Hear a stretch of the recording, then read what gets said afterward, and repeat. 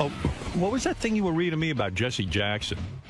Well, John Hein found this for me. I guess Jesse Jackson's part of a coalition, a group or whatever, that's against the Sirius XM merger.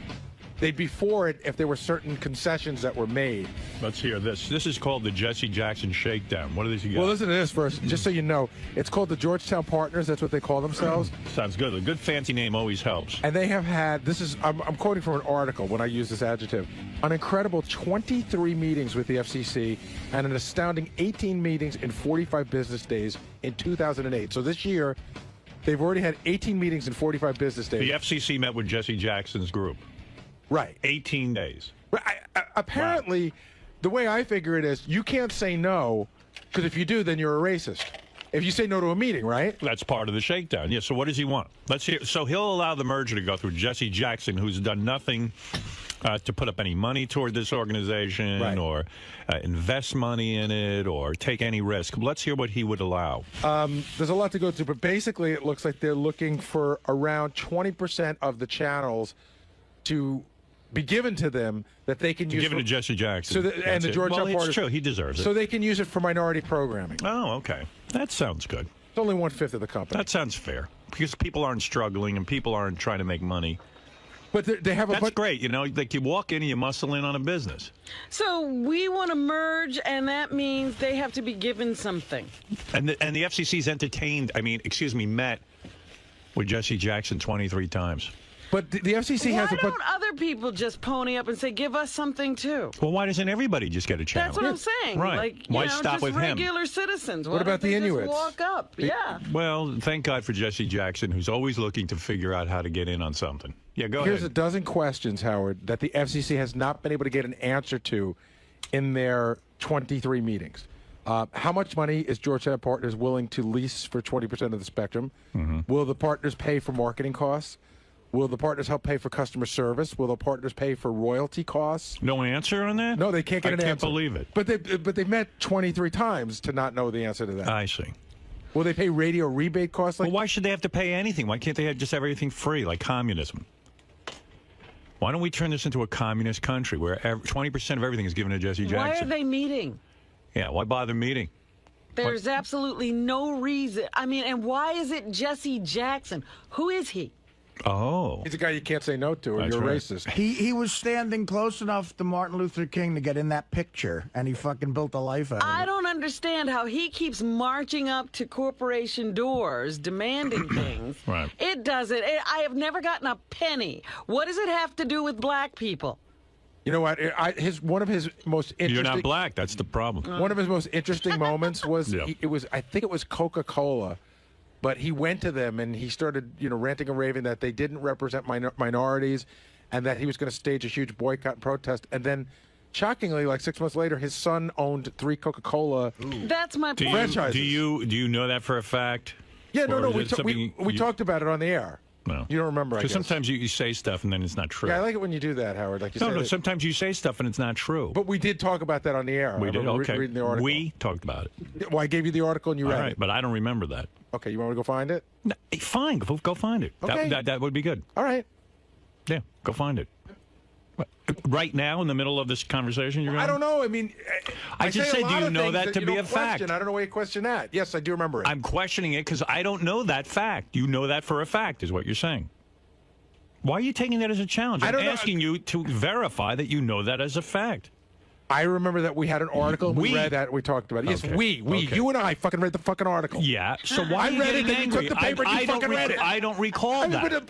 So I'm asking Okay, so you, your do you memory know, loss why are you yelling at me? I don't know because you're... I'm asking you, do you know that as a fact? What are you, a fucking idiot? Yes, I'm a fucking idiot. I'm asking you if you know that as a fact. That's it. I'm not accusing you of anything. Yes, Benji. No, Gary. You just made a statement that Jesse Jackson's son owns 3 Coca-Cola plants. My memory serves me correct that do we you had know that for a fact? I'm pretty sure I know it as a fact, but you, of all people, can always make me doubt Gary, myself. why am I... Gary, I'm asking I'm pretty sure I know it as a fact. So you don't know it as a fact. You're pretty sure you know 99 and 9/10% sure. All right. So you're able to verify that. I believe I'm able to verify it, yeah. All right. So that's what I want you to do later on. Bring me verification of Okay. it. Why are you taking that as a challenge? I don't know, because you're being retarded. Because there's lots of things that we've discussed on the show, and I guess you just don't remember it. Gary, I don't remember this fact. Do you? Robin, am I saying something insulting to this maniac? No, I think Gary's thinking of it as an attack. You're just trying to cover your bases. Yeah, I'm just trying to know, is that really a fact?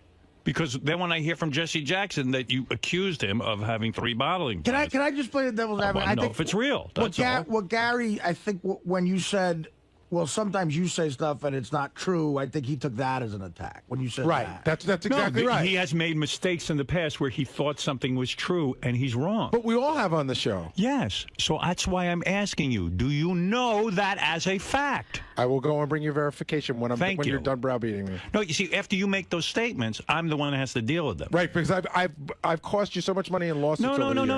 That's not what I'm saying. I like to be fair to people. Okay. So when I ask you, why would you get defensive? Just say, I believe it to be true. In fact, I can look it up. That's what you do. You're being bizarre right now. I don't think I am, but that's okay. We can agree to disagree on that. I think Artie hit it right in the head. No, Gary, I'm asking you, I don't know that as a fact. I don't recall that as a fact. Okay. If I ask you if something's a fact, and then you just say, I believe it is, and I can get verification. Okay, Howard, I believe it is, and I can get Or you say to me, I'm not 100% sure, I'll look into it, or I'm 100% sure. Those are the 3 answers, not attacking me. I need to know if you really know that. Okay. You understand? Yes, that's my responsibility. I understand. You're being stupid. Yes, that's right. I am. Your very fucking reaction stupid. to my question is idiotic. I'm an idiot and stupid. No, I didn't say you're an idiot. Your answer is idiotic. Stupid. Yeah, you're being stupid. That's right. You're not understanding what I'm not trying to you. be stupid. I'm just trying to move the show along. I'm not trying to be stupid. You slowed the whole show down. No, I think you did. Do you know that? I didn't do anything except ask you a question, and you got into defensive mode. Okay. I need to know if you know that as a fact. Okay. I think we've established that probably about 7 or 8 minutes ago. Yeah, but you're not letting go of it. No, you're not letting go of it. I'm not letting go. You're not letting go of it. You're not letting go. We established that, and I said I would go and get. Did I say 4 minutes ago with that I would go get verification? You said, okay, great. Then you go to rebrowbeat. No. But you were in attack mode as if I'm then you go to rebrowbeat again. You're not done yet. There's something wrong with your response. You're just not done talking about it yet. No, I said I irritating understand me. You. Yes, I can see that. You irritate me. Yes, I can see that. Because you're not comprehending what it is that's upsetting me right now. I am comprehending it. I said I would go and get the verification you desire. So what else is it that you need? Because you went into attack mode. No, when but that was all you. before that. Then we established what you just said. No. You're wasting. You're bizarre. Right. Your bizarre behavior is bleeding into the airwaves. That's correct. And you're ruining my airwaves. Should I leave? Yes. Okay. Leave. But leave the ratings things we were going to discuss. I had a whole agenda here. Well, you can do that. You don't need me. Yeah. No, I needed you for that. You've ruined it. You've ruined it. Yeah, you ruined it. Yes, I You did. ruined it. Get out. Get out of my show. Now, go get verification. Why are you back? Because I have the verification. Okay, good. Go ahead. What do you got? That's all I was looking for. It all began in the early 80s when Jackson's demands moved Coca-Cola to award more distributorships to minorities. Among those who got the lucrative contract, Jackson's half-brother, Noah Robinson, now serving a life prison sentence. So it was his brother. So it wasn't his son. It was his I'm sorry, I was off. You know what? It was his half-brother. And now, but here was the thing. Here was a mistake that was made. Apparently there was a boycott of Anheuser-Busch in 1982 that Jackson tried to organize. They gave a lucrative distributorship with revenues of $30 million to $40 million to Jackson's sons. Yeah, good. I just want to make sure that is a fact. That's it. I don't know why you have to get defensive about that. And that's from National Review Online. He takes that as a personal attack. A personal attack. Yeah. And I think it was because we have read those articles on the air before. And when he was saying it, I was like, I know some relatives were involved, but I don't know the exact companies. And that's all you were saying. Just give me the verification. Howard, do you mind if I play devil's advocate here right now about this? No, I really don't. I really don't need to be challenged I see his point. This. Maybe I can explain it to you better. Well, you should talk to him. What is his point? What is music playing? I needed to know whether that was a fact that he was 100% sure. And when you were talking about that specifically, he was fine. When you made it a more general insult of like, you say stuff and it's not true before. He has done that before. He then thought it was where a he's come personal back attack. and said, I swear I thought that was a fact. Right. So I said, do you know that for a fact? Where That's what I Gary, wanna make where sure. Gary let it go too long was he clearly didn't know if it was a fact. That was the problem. Right. Yeah, but the point is, Howard was just like talking about, these are people of a very litigious and. No, I understand why Howard's doing it. I'm just saying, do completely. we know that his son has 3? Yeah. As it turns out, his son doesn't. See, Gary again jumbled it up. Anheuser-Busch boycott ended up with it. And not that it makes that much of a difference, but he does jumble facts. Right. Actually, whatever. Yeah, it was his half-brother. What are you going to say to that? I'm wrong? No, nothing. You jumbled it. You were jumbling. You're known to jumble. Everyone sees it as jumbled. Is your favorite thing in the newspaper jumble, Scrabble? That word jumble. I thought the thing is jumble. I'm so stupid. I'll just be So in other words, I was right. He didn't have his facts completely right. Am I right or am I wrong, Robin? So off base they were. No, you weren't off base, but you were not 100% You said, correct. are you sure? And you said, I'm relatively sure. I'm relatively sure, both. Relatively sure isn't good enough. That's all. Just asking. Don't get defensive. Oh, there he is reading a book of facts. Wow. That is funny. Yeah. He's eating the book of facts. Is that what he's doing with it? You don't learn the book of facts by eating it.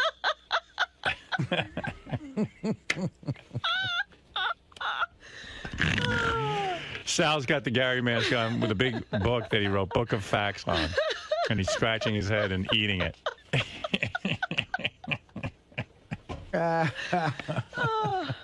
I really wasn't being accusatory. I was just trying to find out how sure he was about that. That's all. He mistook the origin of your concern, I think. He cross-pollinated 2 stories. That's right.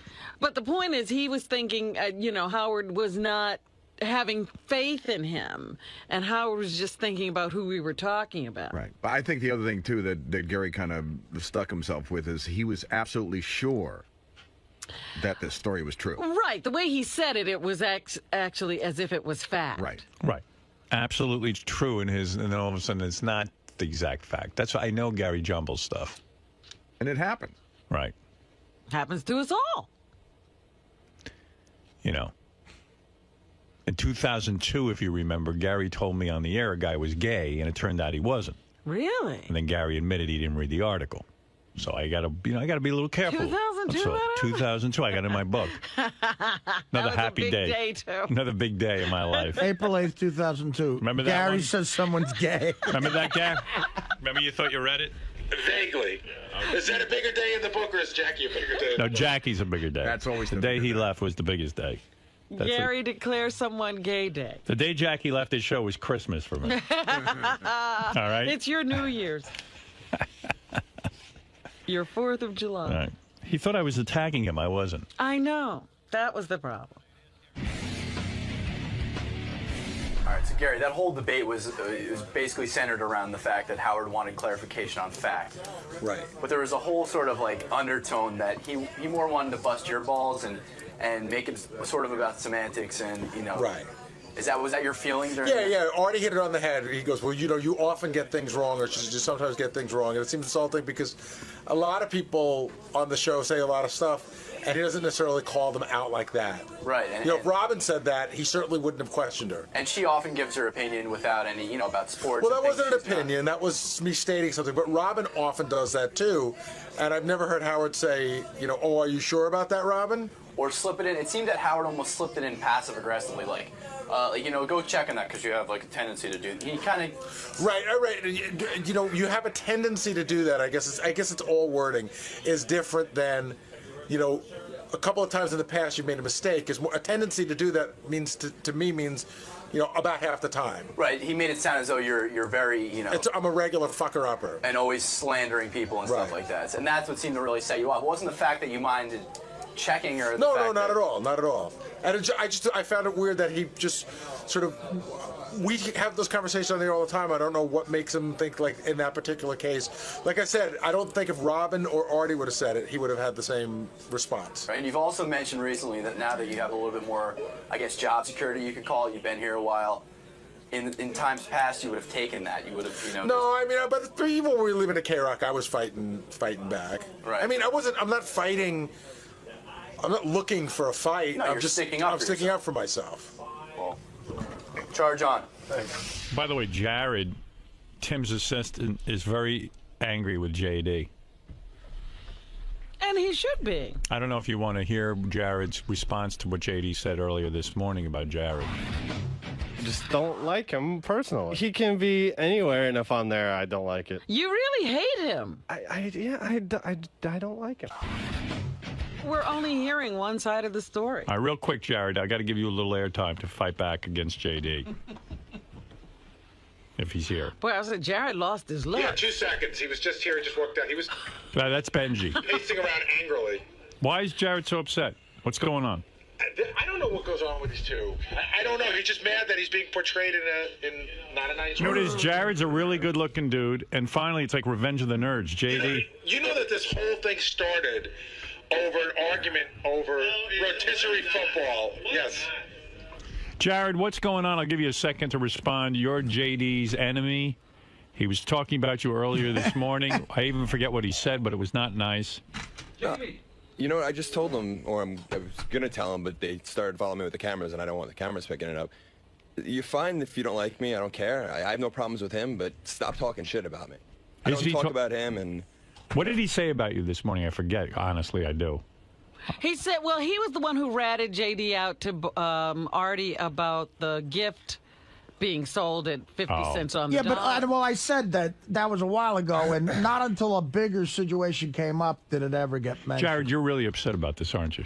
I'm not, you know, it's just it's fine if you don't like me, JD. I have no problems with you, but I don't go JD around won't look trashing at you. him. I don't go around trashing you, and you do that to me all the time. Anytime you have an opportunity, you're going to talk trash about me. JD, how do you respond in your inarticulate way? I really have no response. He got his story out, and now he's on the air. So can whatever. you look at him? No.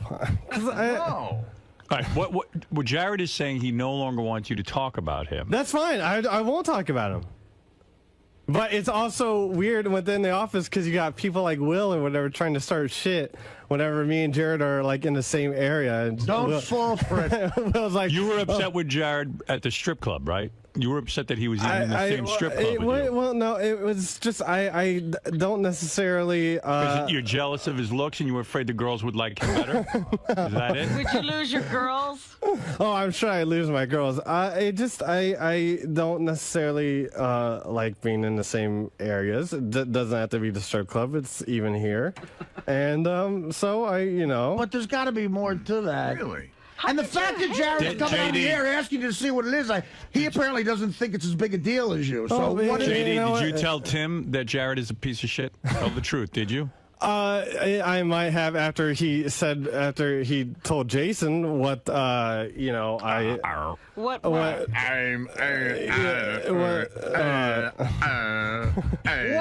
did he say? What happened? I ran out of steam. All right, Jared, what do you want to say to JD? JD, I have no problems with you. I've actually I know, Jared. I've gone up to JD after this all came out and said, can we just put this past us? Can we, continue to do business and speak to each other? And he said, I don't even want to speak to you. That's fine. on a If you don't wanna professional speak- basis. But if you don't want to speak to me, then don't go behind my back and say that, I'm a piece of shit and things like that. You want to Don't see do him that on a about you. personal basis? Are you going behind Jared's back? Jared's saying don't go behind his back. That's fine. That's What do you fine. mean that's fine? Are you really going to be able to do that? I will not say a word. Artie, is it true out in Vegas he flipped out when he heard that story I told you about the girls that we went out with? Yes, it is true. And then you're trashing me out there also. What happened, JD? I don't know. Well, you know what? Unlike some people, they don't want their business talked about, so I won't talk I'm about not it. talking any names, but Well, I heard okay, that. whatever. All right, Jared, what are you comfortable talking No, about on hold the it, air? guys. Wait. JD, what are you saying? I don't understand. I'm saying he got very lucky with a penthouse girl. You got lucky with a penthouse girl? Well, Jared, you brought this up. No, What do you that's want fine. to That's talk fine. about? So I'm are you saying that jealous? I did. Of course, I but hung out whatever. It doesn't mean. So he got a did he bang a penthouse girl and you're pissed off about it? Is that what you're saying? A chick who JD thought was hot. Is that what you're saying? Yes. So you're Basically, yes. This is Of why course. you hate him. So you No, hate him because it's the not, guy but got it's not. laid? And then he started Guess trashing what? me on Vegas. A lot of people got laid. Brad Pitt is getting laid. Do you hate him? What do you want from Jared? So he got lucky. I don't Did want you think you anything. were going to get the penthouse chick? No, it's just it's a whole it's his whole attitude and whatever. It's whatever. What is his attitude? What attitude then? It's the attitude I see and whatever. What is it? Everyone else is fine with it. I don't care. That's fine. Whenever I hear JD talk about Jared, there's one word that shows up over and over again: arrogant. Because he's good looking and confident? I guess, yeah. JD, can I tell you something? I relate to you more than you know. And you, this chick, I won't mention any names, but it's a chick that JD might have spoken to. And No, I never spoke to her. Well, okay, thought she was hot. All right, and Who fucking who? If somebody else bangs them, it doesn't mean they're arrogant. I know you got to let that go. You got to let that go. It's life. It's how life works. There's plenty of broads out there. Some guys are gonna get more women. Than I let it go, dude. And the thing is, Jared wasn't walking around flaunting it in an arrogant way. We had a private conversation about it. Artie, I'm trying to let these two guys talk. Well, no, You're not letting them talk. JD's not saying what he's. That's the idea. Yeah, but you're not getting the show. it would be better if you understood what I'm trying. It would be Believe me, funnier. it makes no difference. There was no arrogance, though. I told Artie in a private conversation. Artie mentioned it out in Vegas, and then I heard that JD started trashing me. What did you say arrogant. when you trashed him? What could you say? I was like, fucking asshole. I don't know. I was See what I mean, Artie? anger. This is funny hearing him try to explain. Yeah, all right. You're too articulate for this guy. No, I understand, but JD. there's situations going on. I don't want, JD, it sounds to me, all right, in your own befuddled way, what you're saying is, hey, I wasn't born with all of Jared's good looks. I don't have Jared's breaks. I don't have the wardrobe Jared has. I don't get the penthouse chicks that Jared gets. I can't make sense. And I can't even explain myself. I need Artie to step in. If you keep selling $500 Barney's gift certificates, $250, you're never going to have the wardrobe. My point is, it sounds like a massive case of jealousy. Yeah. Well, yeah, I'm sure it is, but it's also, I just there's just a way about him, the way he talks to me, the way we've talked before and stuff, and I was just like, whatever, I'm done with it. Can you explain it to me? Because how am I speaking to you? I don't know. Just don't worry about it. Jared Let me worry asked about you it. to explain it to him. It's just, I don't know. Explain to Jared what he's doing wrong so What he has can he correct it. said? What has he said? He's just being himself. That's it. Be specific. Come Say on. what he said. that Give an upset example. you. I don't know. JD, I went up to you after you started saying that I was arrogant. Okay. And I said, what did I do? I Okay. wanna All know right. what Do you I want did. an example? Of, Yeah. All right. That's what we're looking for. This is totally going to be like whatever to you guys, but to me, it was just like another Jared being Jared. Hearing you explain anything is always priceless. Go ahead. For Halloween, he came dressed as a pimp. All right, and I'm not talking about like just like a joking pimp. You could tell he was a little serious about it, or whatever. I don't know. Go And it ahead. just annoyed me. Go ahead. Go ahead. Now I'm getting And that zeroed was in. it. And it's just little things like that. All right. So when you went to the Halloween party, you're saying, and this is good to know, Jared's costume was arrogant. To me, it was. Maybe it's the costume He that you really hated, thinks not he's Jared. a pimp. Yes. I mean, Jared dressed up as a pimp, and that pissed you off. Yeah. You took that as a personal offense. No, well, no, not personal, but What he's saying. I Enough think. so that at work you would turn your head and not look at the guy. well, yeah. I mean, I don't even remember like what we were fighting about whenever I said this. That You know, I got to tell you, JD. Yes. You know, I got your back. No, I know. I got your back. That was a like bad example. you know I like it. I know. You're offended by his you know what? Halloween costume? I don't want anything I say to affect. What would you like Jared to dress as next Halloween? Something more humble, like maybe Cinderella? Or, Did he say, You know what? Just like a toad. was he mad that your nerd costume seemed a little too real? what costume were you wearing at I that same didn't party? actually dress up. So you for didn't even Halloween. bother to Were dress you up. pissed that he even had a costume? I know. Can I ask a quick question, JD? If I'm so arrogant, I'm so mean to you, can you explain then when you turned in your performance review, I came to you and sat down and tried to help you write it out, try to be a little more articulate about it? Well, that was when we were friends. But what happened That's to your Before the friendship? costume. I thought you dressed like a pimp. What was your costume? Was it a big fur coat? It was, I bought it at one of those costume stores. It was a coat and a hat and Big coat and hat. and a cane. And that's you it. walked in arrogantly wearing it. I was didn't wearing you? the same coat as Bob Levy wore. All right, He wore the same you costume. wore a big coat, a flashy coat with a cane. A giant red coat. and a Halloween, cape. and you were did you have a shirt off? Were you showing off your No. physique? Absolutely not. No. I was wearing it came in a package that you could buy for $20. Did you think it would upset JD? Did you ever consider JD's feelings when you put on your pimp I outfit? did not think twice. Were you thinking of JD when you bought the outfit? Oh, I this will did piss not. him I off. just. He's lying. He knew. He knew it would kill me. Jay, do you think there was a reality to it in that he might really have a stable of girls?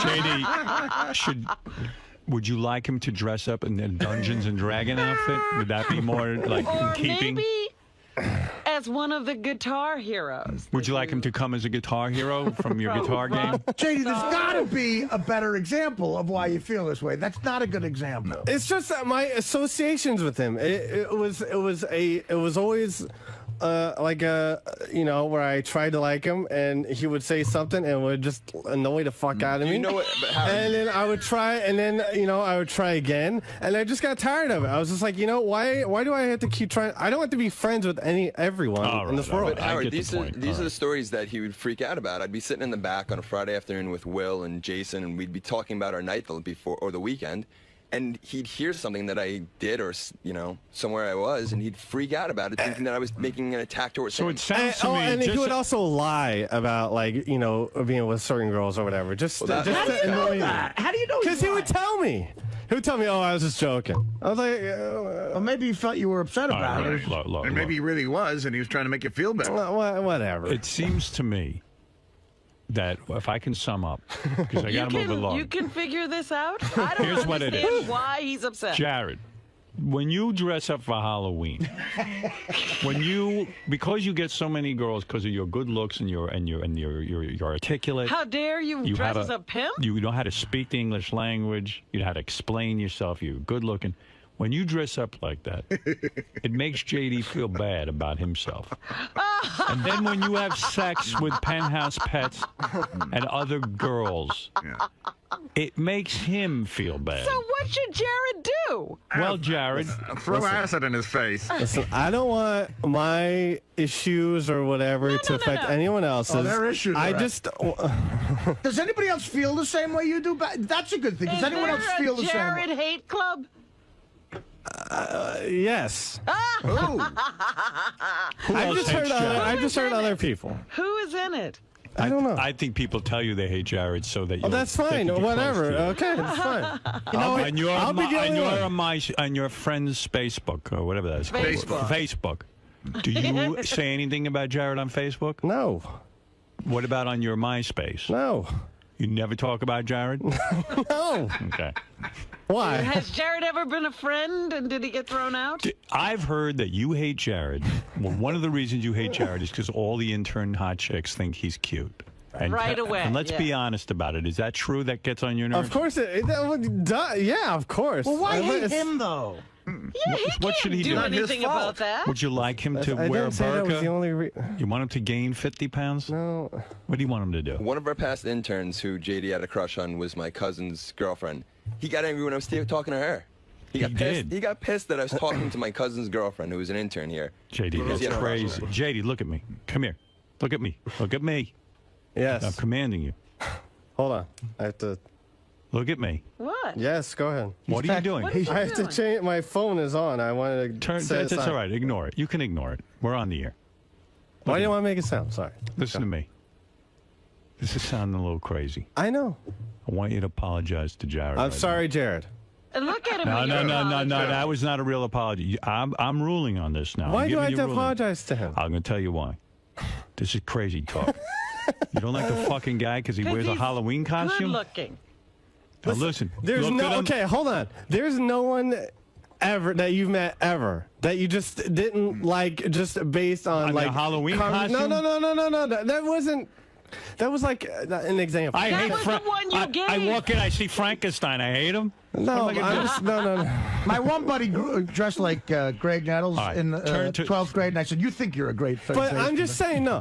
But hold on. Turn to There's Jared. no one. There's no one like you. You don't like talking to, or will not talk to based on. Jared, you're reacting to. You're not even looking at the guy. You don't even Because face him. I'm just whatever. Listen, Look at him. if I tell you you're being crazy, I want you to look at Jared right now and say, Jared, I apologize. I'm not going to turn my You know back what? on That's you. fine. I will be the bad guy. I don't. Jared, I am There's sorry. Jared. There's Jared in his pimp outfit. Look at it, JD. And yeah, look at the hot chick he's I with. saw plenty of it. You know what? I do hate him. I hate you, Jared. Wow. Look at that chick you're with. Who is that? Who's that? She is hot. She's a bartender I work with. Wow. I mean, JD, come on. Oh, look, dude, I hate you too. Me and you, JD, we're in on this together. you gotta I'm nip not talking to this in. Jared either. You gotta nip this in You the stop bud, looking JD. at him. You're gonna go drive yourself crazy your whole life if you keep thinking that. JD, What? get out this anger. Go ahead. Say to Jared. Listen, my friend, I apologize. Jared? It's not my friend. Come on. Jared, I apologize. Apology accepted. Did you really look at him, or were you looking No, at him? he looked. That's I his- don't think so. I'm looking at He's him. a little bit. There's no way he was looking He's at a little bit Jared. cross-eyed. That's okay. You can't hold that against him. He just called Benji Jared, from what I saw, All right, go ahead. which is a common mistake here. You know, We can go. No, you got to look at him. I thought I just did. No, shake you his hand. didn't. He's Give him a not- hand. I he's know. not on the podium. Shake his hand. Why? Give him a hug. Give him a handshake. Call the feud over. Come on, this is silly. There's no feud. I just don't like him. We're all Still There's don't no like him. feud. What did he do to you? Shake his hand. Give the man a handshake. Why do I have to shake his hand? You don't have to. I'm saying if you're a man, you'll go over and shake his hand. He actually told me he tried to help JD with a girl once, and JD got pissed at that. Is that right? No. You tried to set him up, Jared?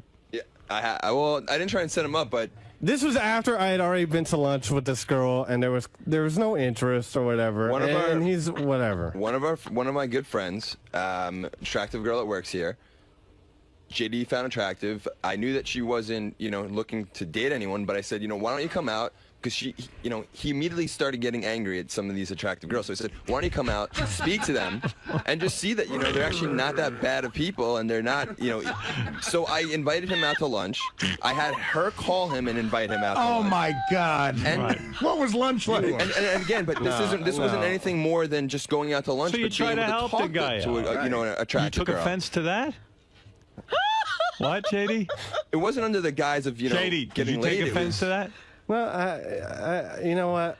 I don't remember everything or whatever. It's just whatever. How many times can you use whatever in this? I'll use it as many times as I want. JD, you're gonna learn what I learned. he's That getting pissed. good-looking guys can be your friends. They can get you laid. I'm telling you. JD, you're not being upfront because when this subject, the one they just discussed about him wanting to take you out to lunch, came up on the wrap-up show like 6 months ago, you said flat out that you felt like he was treating you like a charity case and like fuck him. I don't know about fuck him, but yeah, I don't like being a charity case. And But Well, you are. Well, Junior, I'm sorry if I presented it that way, but I was just trying to, introduce. Well, here is Well, Jared. In JD's defense, here is Mike on the phone who agrees with JD about Oh, really? Jared. Go ahead, Mike. Hey guys, yeah, I used to intern last semester, and JD is 100% correct. There should be a shitload of guys in the back office that are coming out to his defense, because this guy walked around like his shit doesn't stink the whole time. Because I didn't interact with the interns? What's that? Because I didn't interact with you? No, you interacted, but you walk around like you shit-toed-snick, and you talk to, like, all the females, like... Well, you a hot chick? What do you want him to do? All right, Mike agrees with JD. No one can seem to really pinpoint this. Well, JD, my antenna's up with arrogant guys. I hate them. I really don't.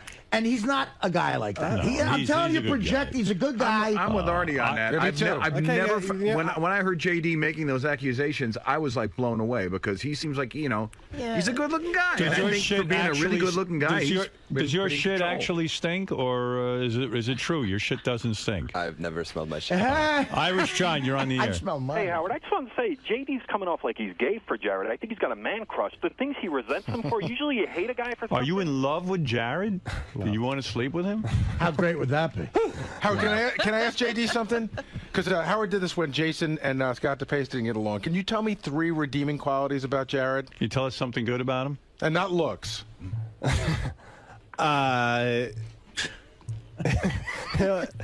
you think he's good looking? If you're, I guess, yeah. If you're friends with him, he'll help you out. With things. If you're a total stranger, he won't help you. What an asshole.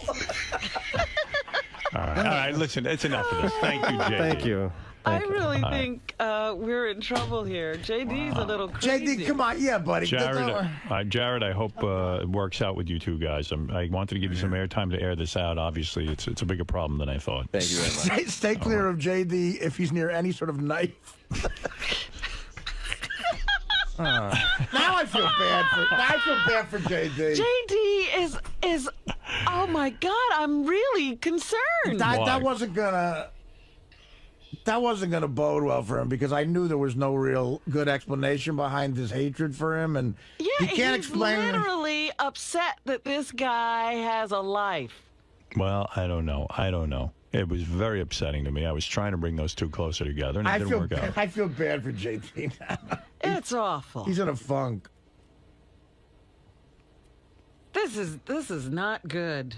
You see what I have to deal with. You know, you get off the air and you have a great time with that Jim Florentine. I'm stuck dealing with all this. Oh Thank you. Goodness. JD. Yes. It seems like you're being inaccurately portrayed as the bitter guy. And he's sort of like... Whatever, I'll be a bitter guy. Maybe I am bitter, I don't know. But I'm saying it seems like you're inaccurately being portrayed that way. It seems like you... Notice the sign you put on your door. That's not nice. That wasn't... come on. Oh, come on. What the hell is that all about? I mean, to talk about it, the sign. JD, seriously, it seems like you're not being, you're not getting your chance to say how you truly feel. It seems like you're being painted as the bitter guy when in fact you do have a real beef with Jared. But Stern rebutted by saying it would be fair. Here, come over here because it's loud. I don't want to... I don't like bad-mouthing people in a public forum because I don't want to affect anyone's opinions because obviously, what are you doing? Get out of here, these signs. There are these stupid fucking signs. Can we put jealous nerd on your back? No.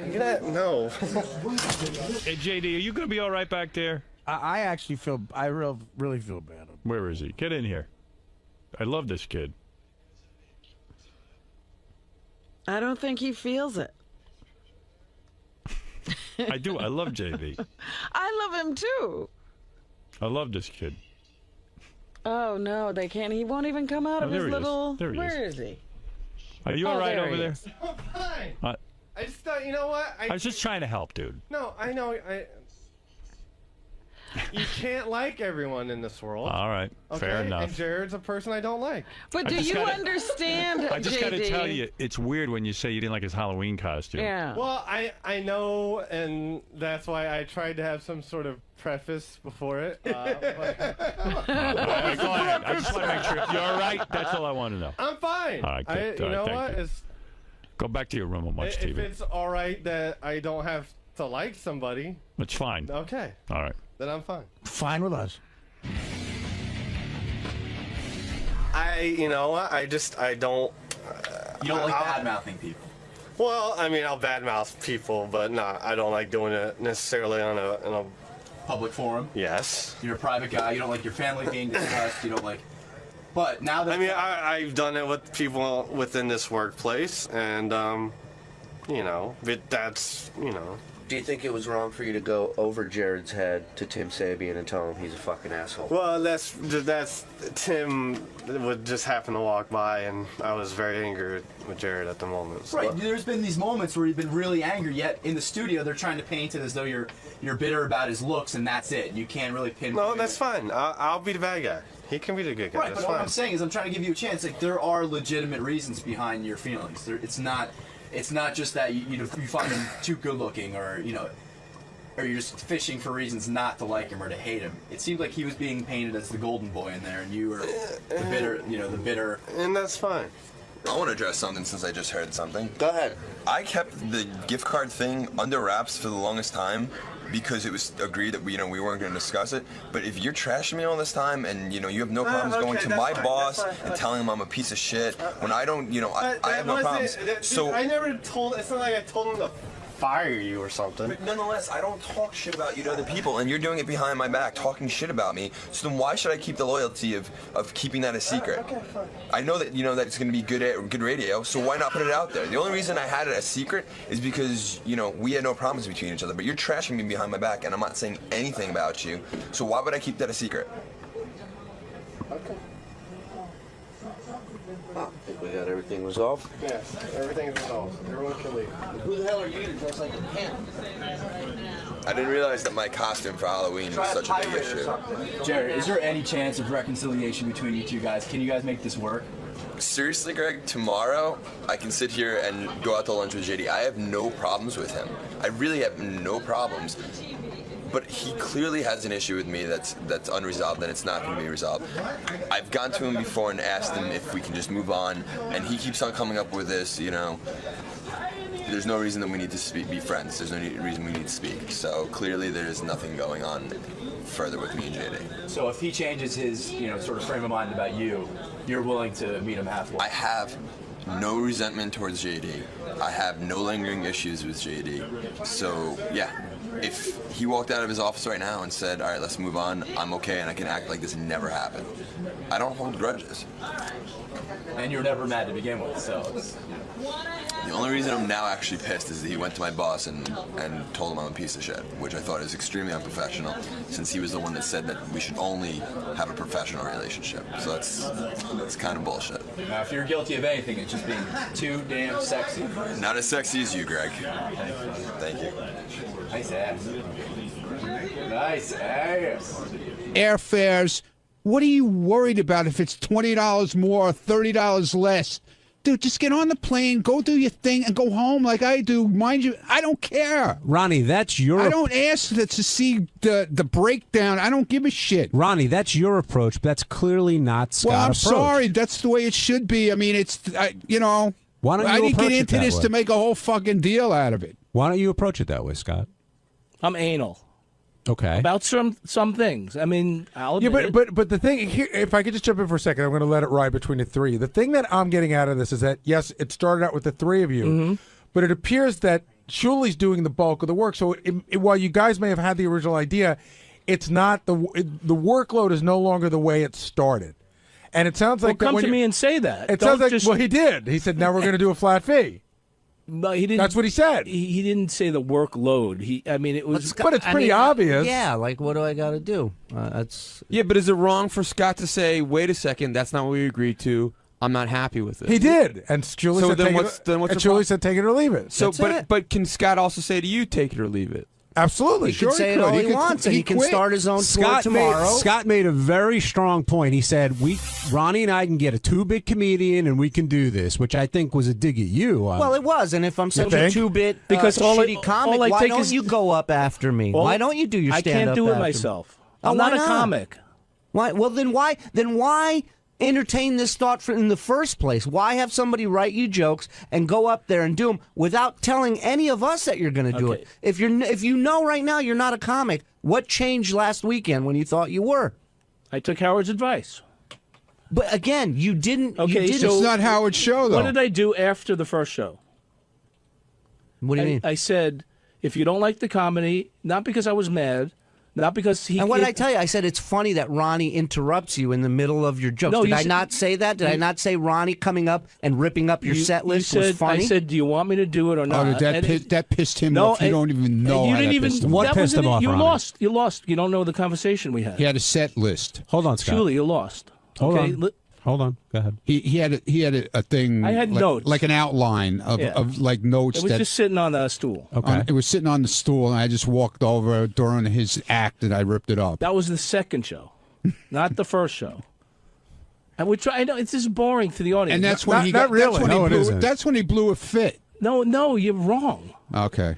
Guys, you guys were so wasted the That's whole why weekend. I had to pick up a mic stand You and don't know threaten what to hit you over the head. And this with is my point. Like, you take these little jabs. You're such a prick about it, and it just shows that you're not a team player. You throw that paper in front of Howard's face to try and throw me and Ronnie and the rest of the tour under the bus by insinuating that we go out there and promote it with Howard's name. Now, look me in the eyes and tell me we do that. No, you don't do that. Okay, so why the fuck would you pull that paper out and throw it on his desk and go, you see, this is what I do. I pay attention, and this is what I catch. I can answer that Go because he ahead. said it this morning.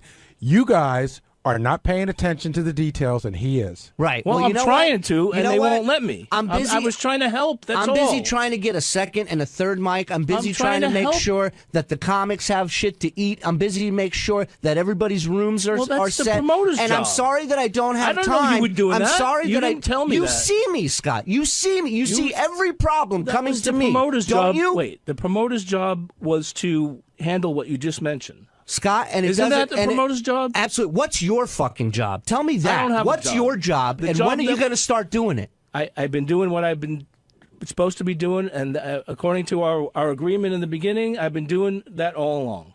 Reading between the lines here, Shirley, it seems like Scott is angry with the promoter. I'm not angry. No, Scott's listen. angry at everybody That's but what himself. you just said. Well, you said it on the tape, promoter man. is The not promoter's doing a his job. The fucking promoter's asshole. a fucking asshole. I mean, Well, well, promoters, independent of that. Yeah.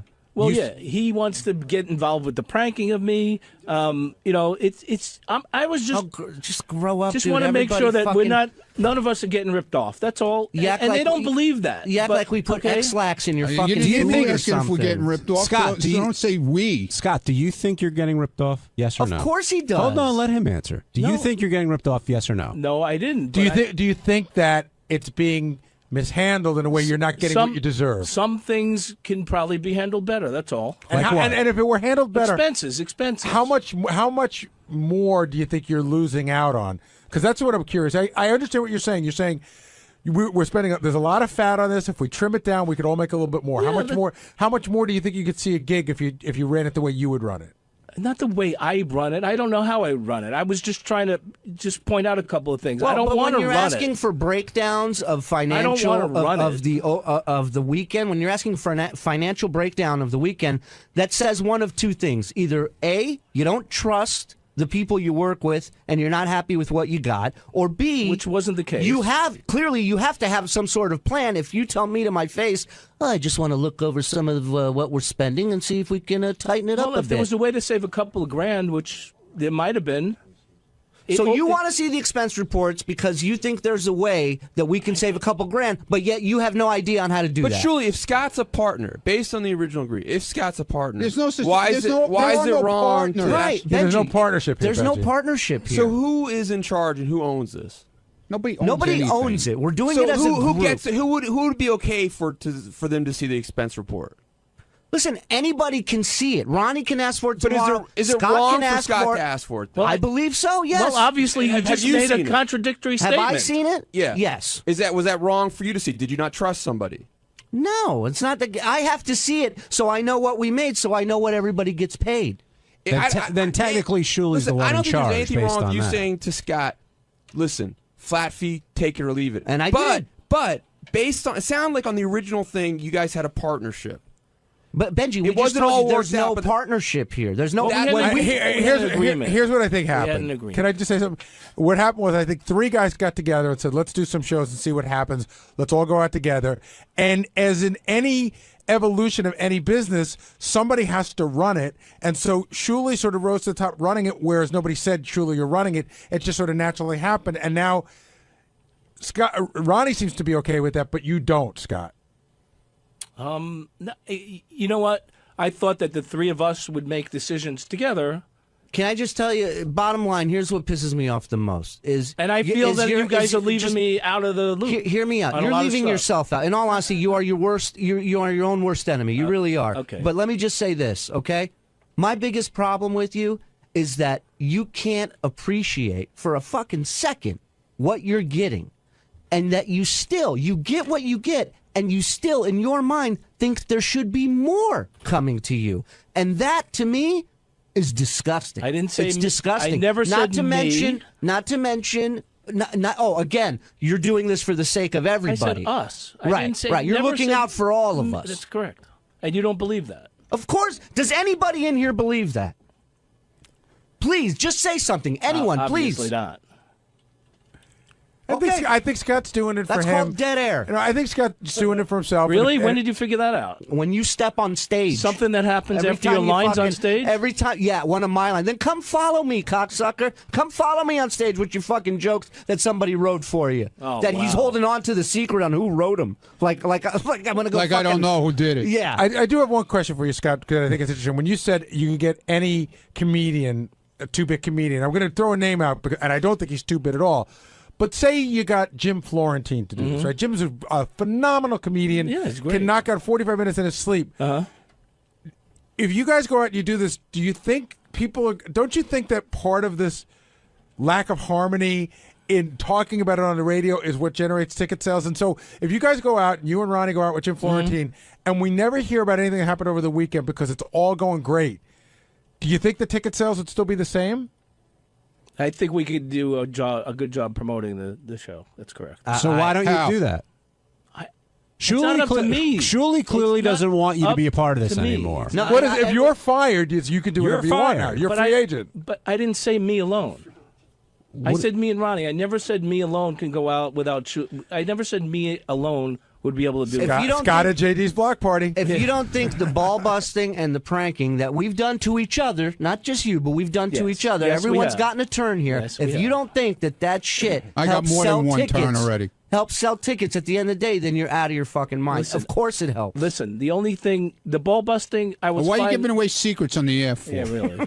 Gary, doesn't it This seem is what like I gotta protect. these guys have reached the point where the ball breaking has now gone a little too far, and it's not even there, John. Yeah. It's not you don't even understand. This is It's what not I- even good-natured pranks. anymore. We don't even think you don't even know the type. When I would tour with Florentine and the other guys on the Killers of Comedy, we would shit in the top of people's toilets in the tanks. We would leave upper deckers in their rooms. We would steal furniture out of some guy's hotel room and put it in our room. Like we would fuck with people's personal space. None of that's going on. We push a naked Beetlejuice into a room. Yeah. You walk in and Beetlejuice in his underwear smoking a Newport with the heater on. That's a fucking awful prank. Hello, Ralph Sorella. Hello, John. Hi. Hey, Ralph. What's up? Hey, now. Hey now. Hey, I'm not sure about the lineup kind of issues, but I was talking about Ronnie over the weekend or in Vegas, whatever the fuck day it is. I think Ronnie expects Scott to be like him. I want to defend Scott a little bit here because, Scott has a way that he travels. He wants to know what's going on. He just doesn't want – Ronnie doesn't care where he's plunked down. He doesn't care if he's in the back of a pickup truck and sleeping in a gutter. But Scott, cares about that stuff.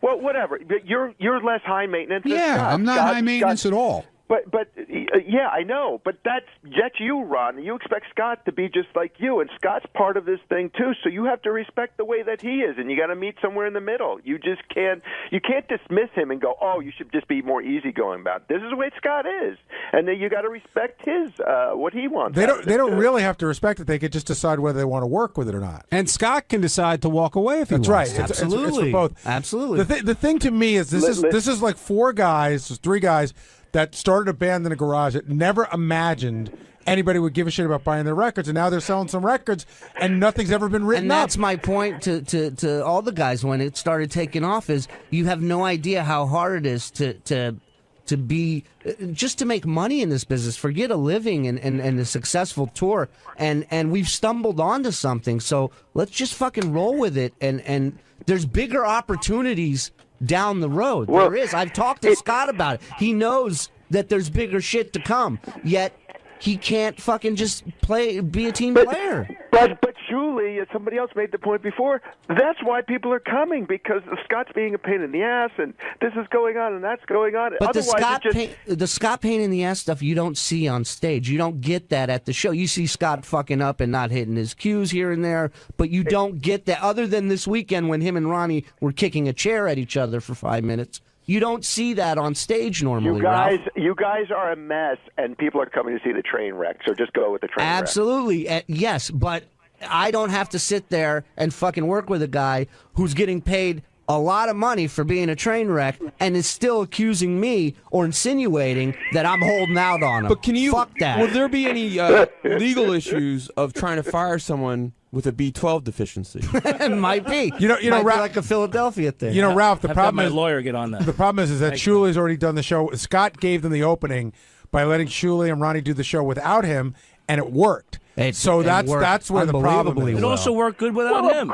Of course it's going to work Ronnie. without. Of course it's going to work without Scott. He's not like he's the glue of the group or something. But it did work without Ronnie as well. So I had one complaint in the show the weekend that Scott missed, the Chicago-Arizona weekend, and that complaint was from a fan who said, I paid to see a train wreck.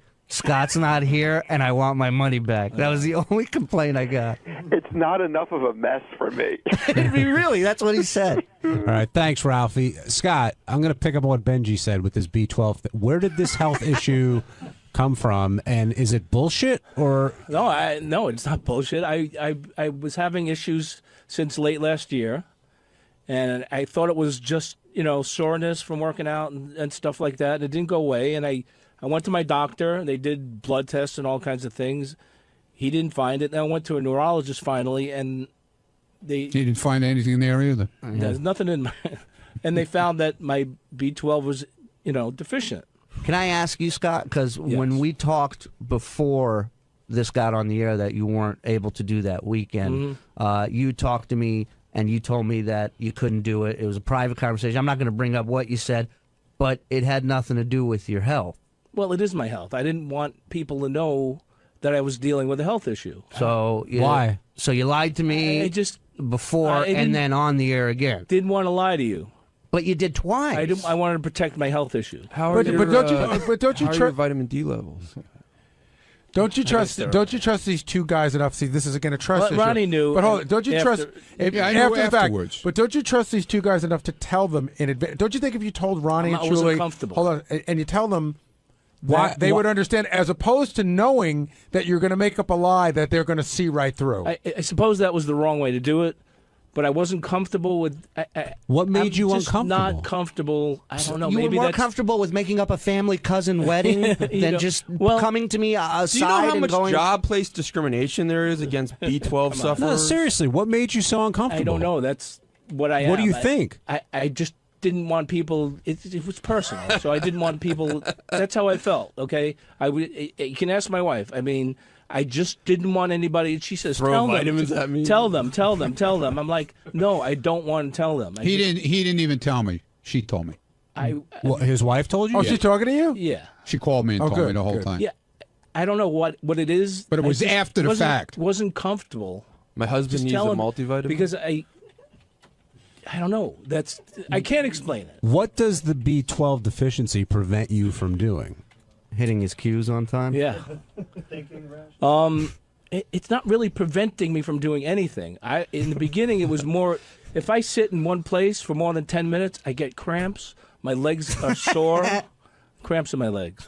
No, but Scott, I'm going to go back to the thing. Everybody gets cramps. No, if they fucking sit for too long. But Scott, you said at one point you thought you had MS, which is very serious. Yes, and I would understand that would be I had CAT scans. I had MRIs. I understand, but so if I thought I had MS, San Francisco, Connecticut, I'm just not doing shows anymore. Well, I can't. Right. Well, that's why. But you said no to the West Coast show, but yes to the local show. If I really thought my health was in danger, I'd say no to all shows. No, I didn't think my health was in danger. Yeah, you got it wrong. It's very uncomfortable to travel. Here's the telling. I was hoping that by skipping these shows, that with the treatments I'm getting, that further down the line, a month later, I'd be much better. See, that makes more sense. I would respect you 100% more if you just came out and just said, "Look, dude, my biggest issue is the money. That's it. I want more money. I don't like that you're making more. I'm not going to deny that. Okay? That's all you've been doing. Is you come up with other excuses other than what you're really pissed off about. No, of course I want us all to make more money. I'm not in it just for myself. Granted, the money is great. I'm not denying the money isn't good. Do you think what you get paid for San Francisco and Sacramento for what you did? Do you think that was a good amount, or should you have gotten more? That was a good amount. Do you think Shirley should be paid more than you? That's yes or no? Just be honest. You see, the problem is, should he be paid? That's not the problem. Should he be paid more than? I'm not saying what's the problem. I'm asking you a He's doing a lot question. more, but our arrangement was we got paid the same. Yes or no? So that sounds like a no. It's a yes or no. If he would have come to me and said, "Listen, I'm doing a lot more than we originally thought," Scott, do you think Shirley should be paid more than you? Fine, yes. You do. Then it seems we don't have But a problem. You don't believe that. It You're going to seems- sit here and tell me you actually You're feel not that getting way. my point. You're not. I'm You didn't probably make a not, point. I'm not probably explaining it clearly. The original agreement was we made the same amount of money. So then the answer is no. Oh, That wait, was wait. never. Yes, that it was never was. So said. Ronnie, what do you say? Because the first couple of shows, They He made got more nothing. than me. He got they like made more $100 than bucks. me. Like the first 3-4 but we shows. were guaranteed X amount of dollars. Were you aware of that, Scott? That Yes, there was, I told him that. Yes. So, and then as time went on, But I don't throw it in his face like he throws expenses in my face. What that tells me, although there was no agreement, what that tells me is if you guys were willing to take your fee and it was a partnership, but he took less because it was all on him, then he is sort of running the show. I took and you less. you sort of agreed to that. Otherwise, you would have said, no, we'll take less and we'll all split it. I took less because you guys never That really was do one anything. show. No, it wasn't, Scott. It was more than one show. Chambersburg, you guys were making good money right from the start. Right from the start. No, I and know I that. and I didn't take my share for at least 3 shows, maybe 4. I didn't take a cut. I didn't make anything. see, I didn't know that was that many shows that you didn't take that much. I explained it to you when we had our fight in your studio, and I explained that to you. And, you hear what you want to hear. Scott, I'm going back to that question I asked you before because I want you to answer honestly. Do you think Shuley should make more money than you? Well, if he increased his workload, I know you want a yes or a no. I'm just trying to explain this. Ba-dum-bum. I thought our agreement was that we were all, like when we did Portland and Seattle, we had an agreement to make X amount of dollars, and at the end of the night, whatever was left over, we split. Okay. So why would I think that would change without them telling me that it was going to change? I could throw a guess out for you. I would say that if I saw a guy, and I'm not saying that you should know this because it should be verbally spoken, but if you see a guy doing the bulk of the work, Well, I thought the promoter, I didn't know he was doing the bulk. What about the hour that I'm on stage? What is that to you? Not on an hour. It's a little exaggeration. what would you say the ratio? Dude, if you added up all the fucking time you've been on stage, you know what's funny about That's you? 10 minutes. I get to a point where I start feeling bad, and I'm almost ready to let you fucking back in, and then you open that Wow, how dumb kind of fucking you. mouth of yours, How kind and I'm of like, you. why am I even wasting my time with this fucking idiot? Say, for argument's sake, he's on stage for 45 minutes. Whatever. How long are you on stage per show? I'm not on stage a lot. But like 5 minutes? But I'm there. I mean, I'm. So he's 8 to 9 times We're more. all on- there. I mean, So it's we're a all fucking there. stool. We're all But- there and the it's- same amount. Hey, It's I'm not. a stool. Yeah. It's not just a numbers I am a game because stool. you bring something to the table too.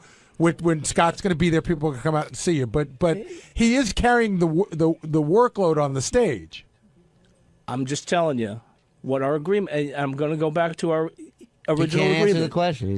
He won't answer your question. Now that you're aware of what Shuley does Okay, he and can- all that stuff Fine. aside, do If he you wants to think, come to me and say, I do think you I should- think Shuley should make more money than you? Fine. Yes. Okay, so my question to you now is, if for some bizarre reason Shuley said all is forgiven, all the shit you said about me today being a 2-bit comedian and a hack and everything else is forgiven, And all the shit he's thrown in my way. and you said you forgive him, with the current agreement, not all split, the agreement that he threw at you, would you do that now? Flat fee. Would you do the flat A fee flat agreement? fee? Moving forward, knowing everything you know. No.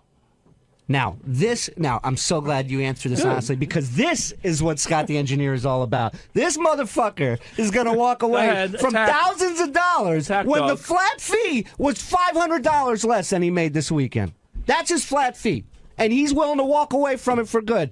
That's you. That's who you are, You're not motherfucker. explaining it, man. That's who you are. Why would you walk away from the flat fee? Or from the other option? Because he feels he's owed more. He feels he deserves more. He feels like he's doing something. All right, so Scott, Those guys decided you're not getting it. Who's those guys? You keep saying those guys. All right, so say I don't make as much as Shuley either, you fucking moron. Okay, but Scott, say Ronnie agrees with He what hands Shuley's- me a fucking check. That's all I care about. So you don't care if Shirley makes more money than you? No, I don't give a shit. Just let me go just said home. This guy's old. He just wants to go See, home. here's your problem. Your problem is that you're counting Ronnie as a partner, and Ronnie doesn't appear to want to be There a are partner. no partners. That's the whole thing, Gary. When they guys came to me But together. Scott is saying that you are, that it's a three-way Well, partnership. He's wrong. There was never a partnership. It's just something we sat down and said, okay, let's do this. There's no fucking It was an partnership. agreement between three people. I don't know. Oh, Yeah, you guys stop are yelling it. at Scott I'm for not. saying, but you guys are giving him shit for saying, I understood we had a percentage agreement, right? But there was no percentage agreement. Well, there was then- no agreement said this is what we're Wait, going to wait, make on the every air, show. on the air, you said you didn't come to the I told Chicago him- shows. I told him in Portland you and said, Seattle. You said you didn't come to these And shows. we did you in changed the Connecticut as agreement. well. Now I'm going to change the agreement on you. And I told him in Portland and Seattle, I said, we will never make less than this at one of these shows. And we haven't. So, and we haven't. but wait, And why we'll is it make wrong more. if Scott thought And the we original have. agreement was a percentage deal? You say, no, I will only offer you flat fee. Why are you giving him shit saying that's not what I want? No, I think you're missing the point. Yeah. I'm not giving him shit, and he's not giving him shit. He's saying, here's what we've agreed to do. You can take it or We leave did it in it. Portland, Seattle. We did it in Connecticut. And it's done, same and deal. we ain't doing it Same deal. anymore. We ain't you get doing X it amount of anymore. show plus whatever's left. Oh, wait, But right hold now, on a Scott, second. you're losing. You're Wait gonna, a second, John. I wasn't in Connecticut. Where's my cut from Connecticut? If it's a partnership, You weren't there. Where's You my gotta- fucking cut? Well, where's my cut from Arizona and You Chicago? got $4,000 in fucking Connecticut. Where's my I cut? didn't get anywhere Yes, you did. near $4,000. Oh, bullshit, dude. I tell you exactly what I $4,000. got. I can tell you exactly what I got. If you think I got What'd you get? $4,000, 22. In Connecticut? That's correct. No, you got it. I will bet on that. Really? I would swear on my life that that's what I got. Well, Where's I know- my cut? I want a cut. I know you made wasn't more there. than- I don't give a shit that I wasn't there. My name's on it. It's the fucking Ronnie Munn block party. Where's my fucking cut? It's not up to me. What do you mean? Now it's not up to you. It's a partnership. Where's my cut? We have to all decide on that. What do you mean we all have to decide? That's, you know what? That's three people have to decide. I think that when you walked away from the shows, somebody else decided that they could live without you. That's where it gets weird. Well, Shirley, we got to wrap up. Yeah, Is they Scott weren't. They in or weren't out? happy. I missed the Chicago show. Shirley, Scott in or out? Like I said, I always start feeling bad, and I want to say he's back in, but then he fucking says what he says, and I'm just like, why? Why would I put myself through it? Why do I want to deal with this shit? I want Ronnie happy. If Ronnie wants him in, I don't know. We got to figure this out. I don't know. Tuesday's wrap-up show, Howard talked about the AGT staged fight that we did, that he was upset about, and I went in to talk about it on the wrap-up show, and John Lieberman came in and tried to put words in my mouth that weren't there, and I got pissed off. Check it out.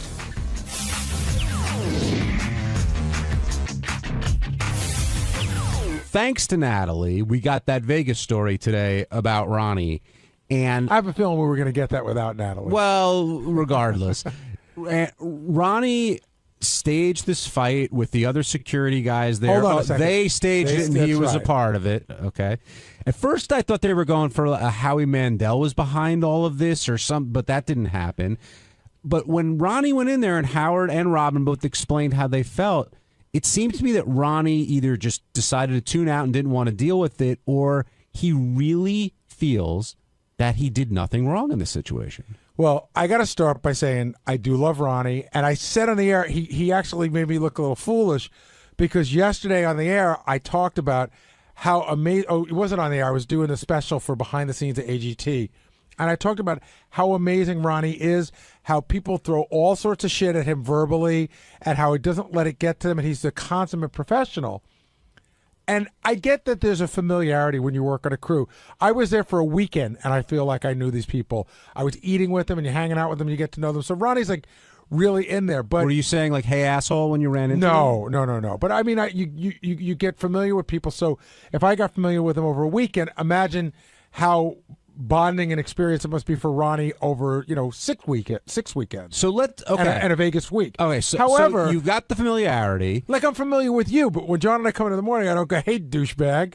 Well, you could, but we don't. No, that's just our relationship. But I don't do that to anybody. Well, Ronnie does this to almost everybody. I mean, that's just the way he communicates, and we'll get to that in a second. But my point is, being Howard's guy for so long and knowing.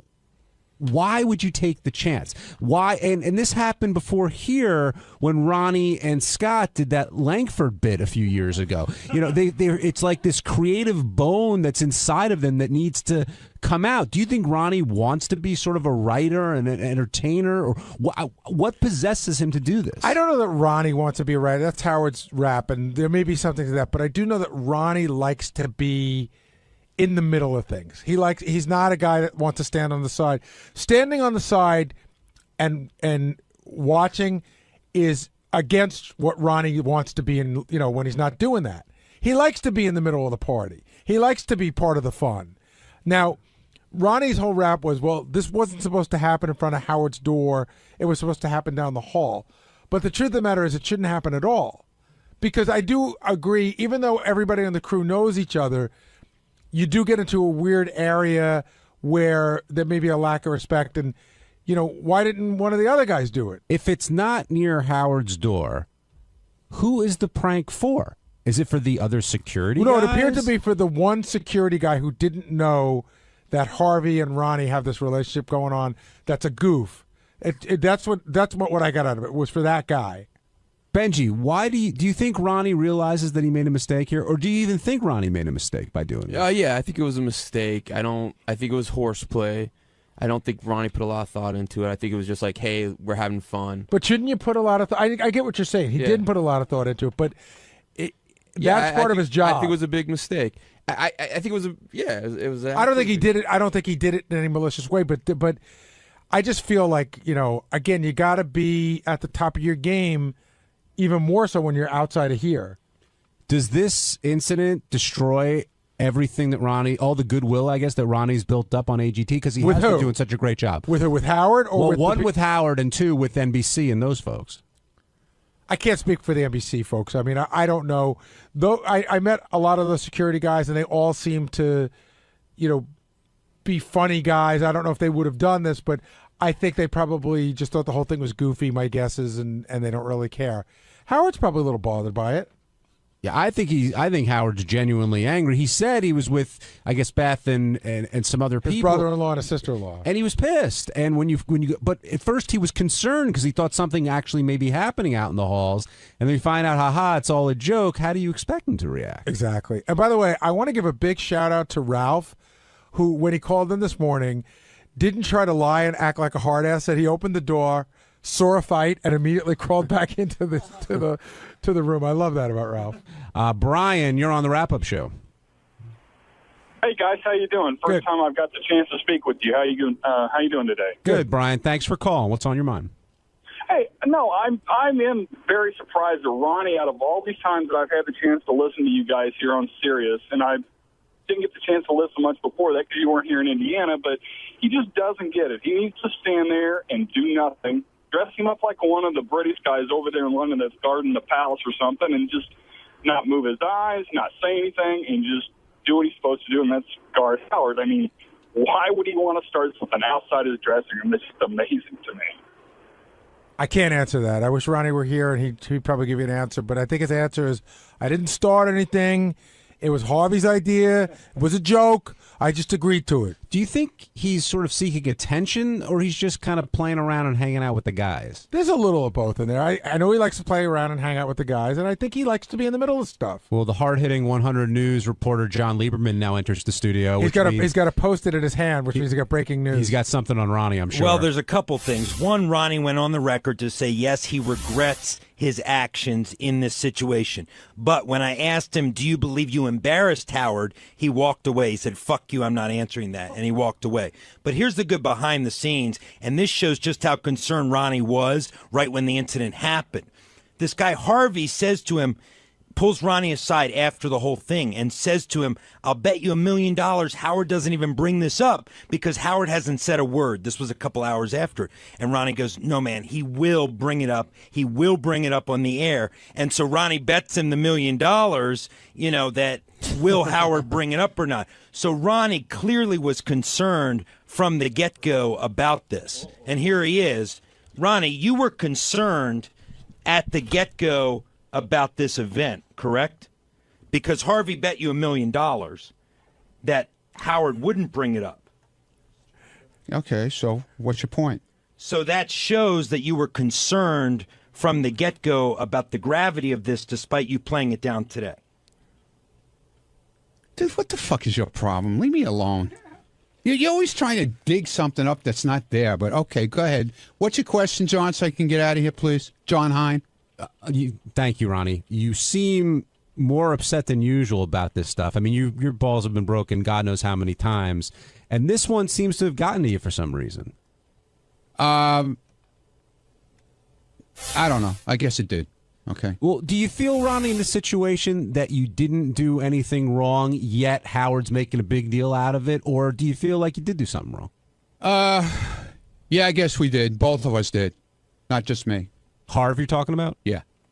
And did it cross your mind that maybe it wasn't such a good idea at the chance that it might piss off Howard? At the time, everybody was thinking about what a cool bit this would be with just between us, what we were doing. It was a bunch of guys hanging out. You know what I'm saying? I didn't think about, I'm not going to speak for Harvey, but I didn't think about the consequences afterwards, okay? Do you think that if you guys would have done this down the hall, like you said, you wasn't supposed to be in front of Howard, so we did it down the hall, and Howard just heard about it later on through the grapevine, I don't he'd know. have the same reaction? I don't know. It really did cause a major commotion in there because nobody really knew what was going on. They really didn't know if it was for real or not because the only ones who knew about it were me and a few, security guys and Harvey. So nobody knew what was when it went down. It looked real. Well, I got a question for you, Ronnie. I've been where you've been, so I got to answer this as honestly as you can. When Harvey came up to you and threw this at you, right? Was there any part of you that thought maybe we shouldn't do this, or did you just immediately think it was a great idea? Yeah, I mean, you know what? It was the last day of taping. Everybody was like happy, and we were having a good time, and I don't know. It shouldn't have happened. No, but I'm saying, like, when you heard it, did you say? Because I've done things, yeah, and it's never dawned on me till afterwards. Done. Well, it was like the same thing with Bubba's wedding. It didn't dawn on me till I got back to the room. But that that's night. different because you were drunk that night. That's a whole different thing. This is like I've done things, and then afterwards gone, damn, I'm going to hear about it. But I didn't think about it when I first thought about doing it. Exactly. What was the time difference between like when Harvey gave you the idea and when it happened? About 30 seconds. So it happened immediately. And what happened was it wasn't supposed to happen that quick. He said, we're going to do this in a little while. And then the next thing I know, I'm on the floor because I turned my back and I said to him, dude, I was eating like, I don't know, a couple of pretzels and I had a can of ginger ale in my hand. I said, wait till I get done with this. He said, yeah, okay.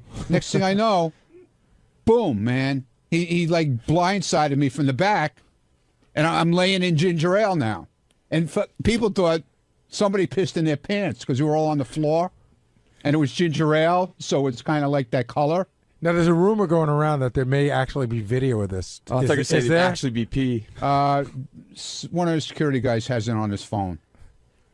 So we're working on obtaining that. How did the other security guys know? You're not going to get it. We're working on it. Oh, yeah. Well, you can work all you want, but if Terrence gives it up, this guy, then he's not a man. And he's not the only one who has it. All right. Ronnie, when Howard came out... You know what, John? You're really getting on my fucking nerves today. So why don't you just leave me alone today? You're talking like a moron right now. Just get away from me. He's talking to you, John, not me.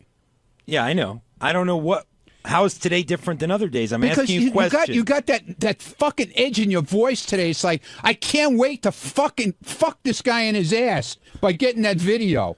You want me to get you the fucking video? I'll get you the goddamn video. It's already out on the goddamn fucking table already, all right? I'll get you the video if you want it that bad. Why are you so worked up? Why? Because you don't what? think the video is going to be interesting for everybody to see? Well, as a reporter, we get information. Good. Well, That's you why go we get ask for the video. get information. Well, Okay. if you're going to give me the video, I'll I'll take get it for you. I'll call a guy and have him send it to you. How's All right, that? that's great. All right. Thank I'll you. make your fucking life easy. Thank you. To throw me under the fucking bus. Go ahead. How did I throw you under the bus? Howard brought it up. No, nobody was going to release the video because you think you're going to be Mr. Hot Shit reporter and get it. I'll make it easy for you. I'll get it for you. How's that? Okay. Thank you. I'm saying thank you. Yeah, but I don't think he wants to be thanked. That's what's going on here. When Howard came out, he sounded genuinely concerned that you might be hurt. Were you aware of that? Yeah. Yeah, I know about that. And so did you approach him about that? Did you say you were sorry, or did you have a No, conversation? he found out about it, he found out it quick enough that it was a joke thing, so. What about this other thing they got on you today for, like walking up to everybody and saying, "Hey asshole" or "Hey douchebag"? No, it wasn't. It's not everybody. It's me and Harvey. That's what are you talking about, dude? It was me and Harvey. Every morning I'd have to communicate with Harvey. Part of my job to let them know we were on our way to the set. Okay, so the first thing I would get a message in the morning from Harvey. Good morning, douchebag. How are you today? Go fuck yourself. And I would answer him back like, "Hey, dick ass, we're on our way." So you would say that Harvey's the one who started the goofing around and calling each other asshole. Yeah, exactly. But I'm saying it was a mutual thing. We got along really good. So this kid Harvey's getting you into it's not trouble. a kid. This is a man. This is a man who runs the whole stage production. He's a man. So do you talk to people that way that you're close to, almost like as an affectionate term? We goof around, man. We were goofing. All the guys we were goofing around. Does Ronnie seem more upset than usual about this stuff to you? No, because we were goofing around. You're in a hallway for 8-10 hours a day. I mean, you know, standing against the wall like a statue. Okay, fine, it's no problem. But when you're at a bunch of people doing the same thing, you know, you talk, you goof around, you joke around. I don't see anything wrong with that, but okay. Sounds like Ronnie was bored in Vegas. I wasn't. No, I wasn't bored. I wasn't bored. This wasn't only Vegas. This was through the whole thing. By the way, when you said Ronnie looks more angry today, it was really interesting because you can't see it visually, but Ronnie walks in, and Lieberman said something, and Ronnie looked him up and down. His eyes just said, "You're a piece of shit." Yeah, you know that. You know, I'm not saying he's a piece of shit, but you know he makes like he's gonna some big deal out of this. It's already out on the table. Right, I was gonna say it's already out. It's out on the table already, John. I don't know. You want the video? I'll get you the fucking video. Actually, be my guest. TV wanted the video. Yeah, well, TV wants everything. They should be there covering this shit if they want it. Ronnie, did you think Robin was getting on you today? Robin gets on me all the time. That's nothing new. That doesn't bother me. Did you think nothing new? Did you think Robin was sort of piping in here, Gary? Well, I thought she was a little emasculating. Well, she always is to me, so it's nothing new. Well, I thought she was supposed to stop doing that. Well, yeah, not in my case. It hasn't stopped. Believe me. Will you bring this up with Howard later in the day, or is it water under the bridge? I'm not going to bring it up. If he brings it up, that's another story. You know. Is there any concern about anyone? He's never said. See, that's what I told Harvey. He says to me, Howard never said a word about it.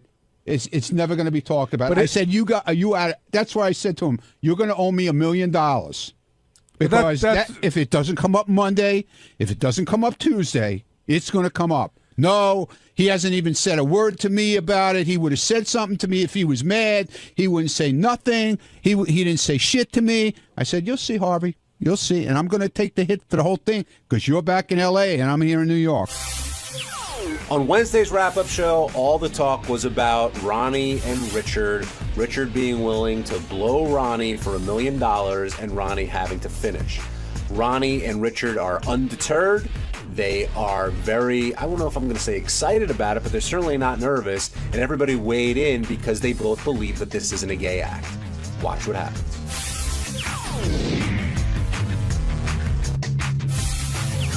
we've got to talk about Ronnie and Richard. This came up on Wrap Up the other day, and now Howard's well aware of it, and you got to have that conversation. And has your mind changed at all? I mean, you went pretty hard on that banana, but do you? Thanks for noticing. Oh, please! How could you miss it? But you almost choked yourself. I gagged. Yeah, I was gagging. Are you thinking twice? This is becoming more real now. I guess Noel's now on the hook and is going to call, and it seems to be it might actually happen. Does that scare you or intimidate you, or does that get you more excited to do it? It gets me excited. I'm that much closer to being a millionaire, and plus, I mean, part of the big thing for me is I love funny bits, and I love doing funny stuff for the Stern Show, and it'll be a great bit. And I just think it'll be hilarious. Richard, I got to ask you a question. Have you really discussed this with your wife at all? Like, did you go home that day and say, "Listen, we could possibly get $1 million"? Absolutely. And what did she say? She was like, "Yeah, go for it." She's like, "As long as you're not messing around with another woman." You know, if she knows Ronnie, my wife and Ronnie are really good friends. But she didn't like laugh and go, "No, you're kidding," or anything like that. She was just like, "Yeah, go for it." Yeah. She was. Wow. I mean, she knows it's funny. She was laughing about it, and we keep joking about it. We keep saying, if I blow Ronnie, we'll get to afford some Dom Perignon to wash my mouth out with, and all this stuff. But it's becoming less of a joke and more of a real thing, it seems. Yeah, but I'm a little bit worried that I might have scared Ronnie off, because when I was blowing that banana and looking into his eyes and, sucking it, it seemed like it creeped him out a little bit. So I hope I didn't scare him off from it. You know what I think is, first of all, I really genuinely commend you, because thank you. I and I'm a little jealous, but I know it's like I like, and I think that I know you don't like some parts of it, and I know you're not like I know you're not into it in a sexual way. And I also think that you don't like the fact that your parents being like wouldn't like and things like that. But I think my parents have a pretty good sense of humor, though. They Richard, there's having a good sense of humor and watching your son blow Ronnie to completion. I don't know how good of a sense of humor I would have if I was your dad about that. Well, they listen to the show. They heard me lick Sal's nuts, and they've heard me get my taint kissed by Sal, and that all seems harmless now. This is just one step above all that. Is it something you could like say, like steps. The way you talk to your wife about, say, "Hey, I want to make sure you're comfortable with it." Have you had that same conversation with your parents, or will you? Or no. Well, and I also thought, maybe I thought maybe Howard or somebody would want to ask them first before like, I even talk. Their blessing. Believe me, they'll be front and center, sitting in the front row. In Barca lounges. You and Ronnie have agreed to this, and it's got to be Ronnie's got to come. But both of you insist that this is not gay. Yeah. Well, in some people's eyes it is, not in mine. To me it's funny, and it's an easy way to get $1 million. Regardless of it being funny or not, because I think it would be a great bit. How can it not be? How do you not consider it a gay act? I don't understand that. Because I'm not doing it for sexual reasons. I'm not turned on by Ronnie. I'm not going to be turned on by his penis. Okay, so hold on a second. How do you know that? Hold on a second. So I'm pretty sure I won't. If another girl fingered a girl, say it's your wife, and got her off, but it was for goofing around. It wasn't for sexual reasons. Women on women is not goofing around. I don't think. Why? It's all. It's not as funny to me. I mean, guy on guy stuff to me. I don't know why, and I'm not homophobic. I think this proves how un-homophobic I am. Oh, I agree. I think it's funny. But how can you say it's not sexual when a man is going to ejaculate? In your mouth. In a condom. It's maybe sexual for Ronnie, but not for me. See, Ronnie thinks it's not because he's laying back, closing his eyes and getting blown. And that's how he's rationalizing it. He's not, maybe he is thinking about it being you. But to him, it makes it, but he wouldn't blow you. That, he thinks, is gay, which makes no sense to me. It's all intention. And I'm not joking around. Is a pap smear a sexual act? If a woman, it's a smear, not a schmear. If a woman, and this is a horrible thing, but if a woman orgasms during rape, which is actually very common, right. is that mean she wants to be raped? No, it is common. Benji's right. That is common, but I've never been able. That's also not premeditated. This is like, this will. I mean, I can't imagine either of you being able to sleep the night before. What about the night after? Together. Hey, once it's done and I got that money, I'm fine. I think the scariest thing though is the fact that I know it's a small, actually maybe it's not even a small chance. The fact that you have to do it to completion, so you're counting on Ronnie. Oh, it's a team effort, no doubt. To finish, and if he doesn't, you could do this all for zero. I know. That's the scary part about it. You guys have to work together. There's got to be, that's a part of any kind of contest, I guess. There's got to be a risk that you won't win. Right. This is the gay amazing race. Marianne in Kentucky, you're on the wrap-up show. Hi, Marianne. Hi, Marianne. Oh, hi. Hey, I just want to find out from Richard. It's about time you finally come out of the closet. You and Sal have been through so much. But isn't Sal going to be still left out from all this? With you and Ronnie? I talked to Sal about it. I said, would you do this? Would you want to be a part of this? And he was like, no way. Sal doesn't want to Sal doesn't want to blow Ronnie. And I was thinking more if you blew Sal. Would you blow Sal? If Ronnie, for the money, yeah. Let me tell you, if Ronnie stepped out and Ronnie and Sal were willing to step in, would you do it?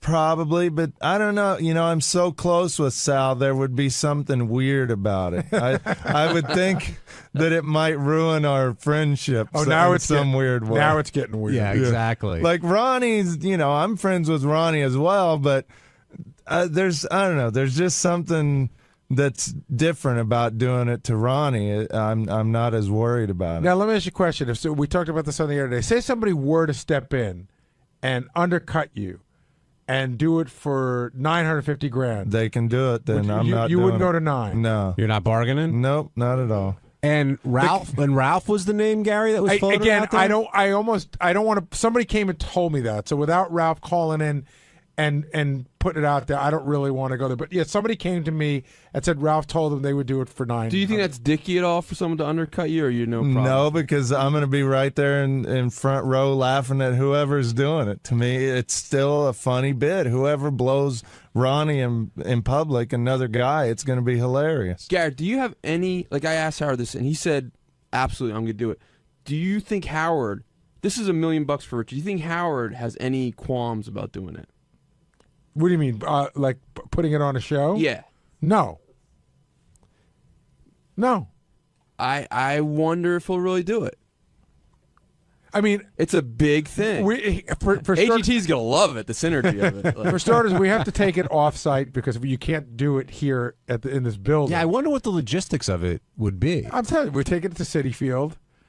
No, we can't go to Citi Field, but believe me, we'll find a place. Yeah. I wonder if you can even do it in New York, though. Would we maybe have to go to Vegas? Okay, hold on a second. Are you worried about if it's considered like a porn show? It's not prostitution. It's not prostitution because nobody's paying. Both parties are getting paid, but one person isn't paying another person. But you're right; it could be considered a porn movie, and then we'll just have to fly to L.A. We might have to go to Mozambique or something. Dubai. Yeah, Dubai. The Thriller in Manila. Jim in Jersey, you're on the wrap-up show. What's happening, guys? My God, I'm happy to get through. Long-time listener. Hey, guys, it's funny because it's true. I think Richard would do this for $50,000 if they would have brought that up. Now it's $1 million. This is something he wants to do, I think. I don't know. If anybody underbids me, they can have it. I told Sal earlier, I'm like, this is a win-win for me because if it doesn't happen, then I don't have to blow Ronnie, which is great. If it does happen, unfortunately, I have to blow Ronnie, but I get $1 million. No, you really don't. The loss is if you blow Ronnie and he doesn't come. That's the really scary part. And by the way, even with the money on the table, you don't really have to blow Ronnie. You choose to blow Ronnie for the money. There's a big difference. Would there be any if I see $1 million, I have to do it. If Richard came first, would he still get the money?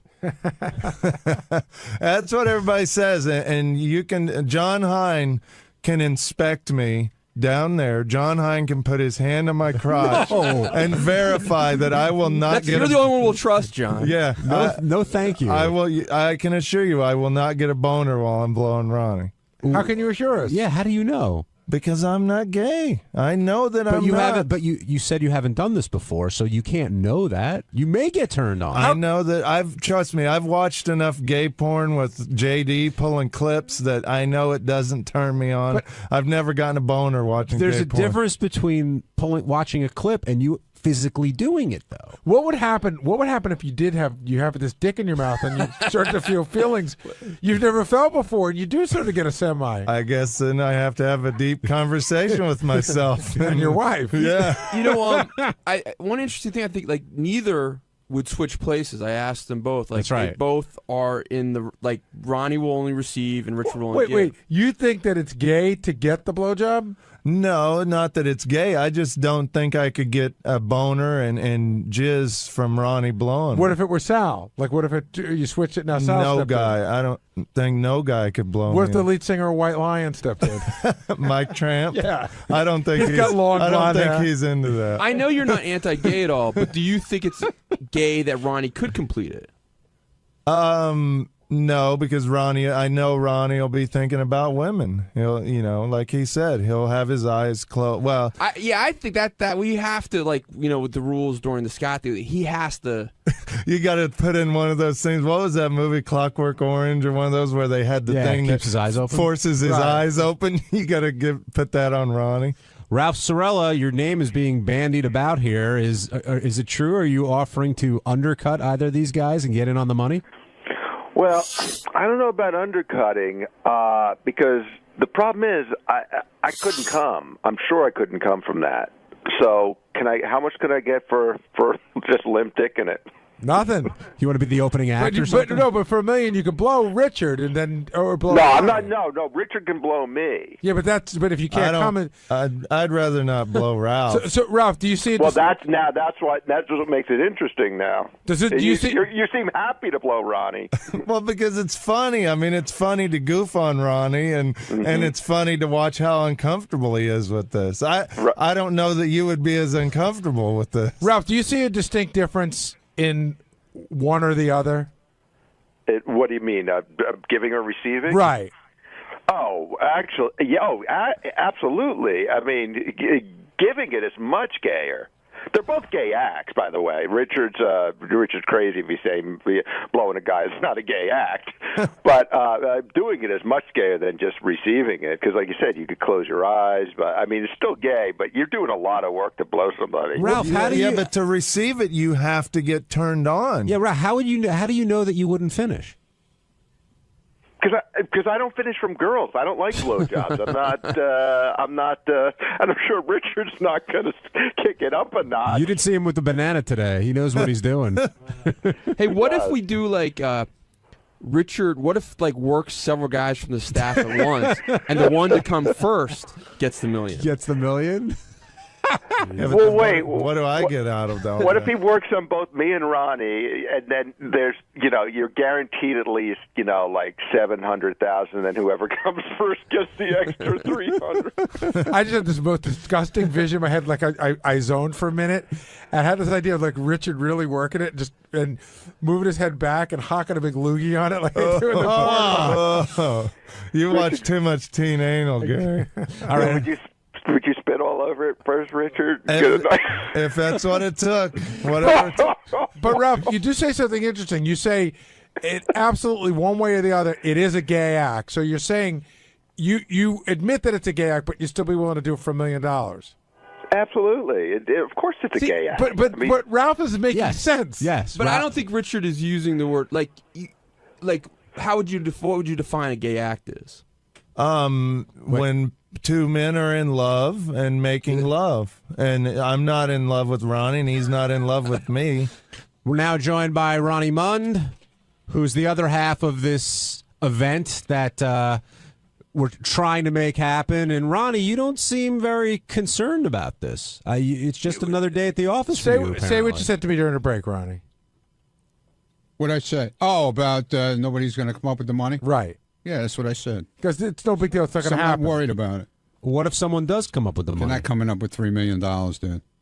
Not for that. That sounds like a taunt.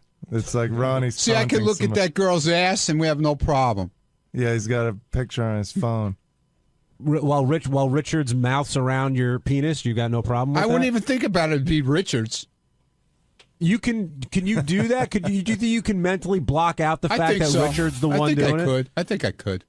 Even I though hope you can. For $1 because million cash, man. See, maybe Come I on could. now. Maybe I could, and maybe I don't have jump the shark money. You know what I'm saying? I know what you're saying. He didn't and blow I still TV wouldn't do Guide. it. Maybe I could, and maybe I couldn't. All right. So say I could get into his. Maybe I get some drinks, and I get into a zone where I imagine it, something else, and say I could do that. When you're done, people will still say you came from a guy blowing you. Right. So you got to deal with that. Yeah, but what's wrong with that?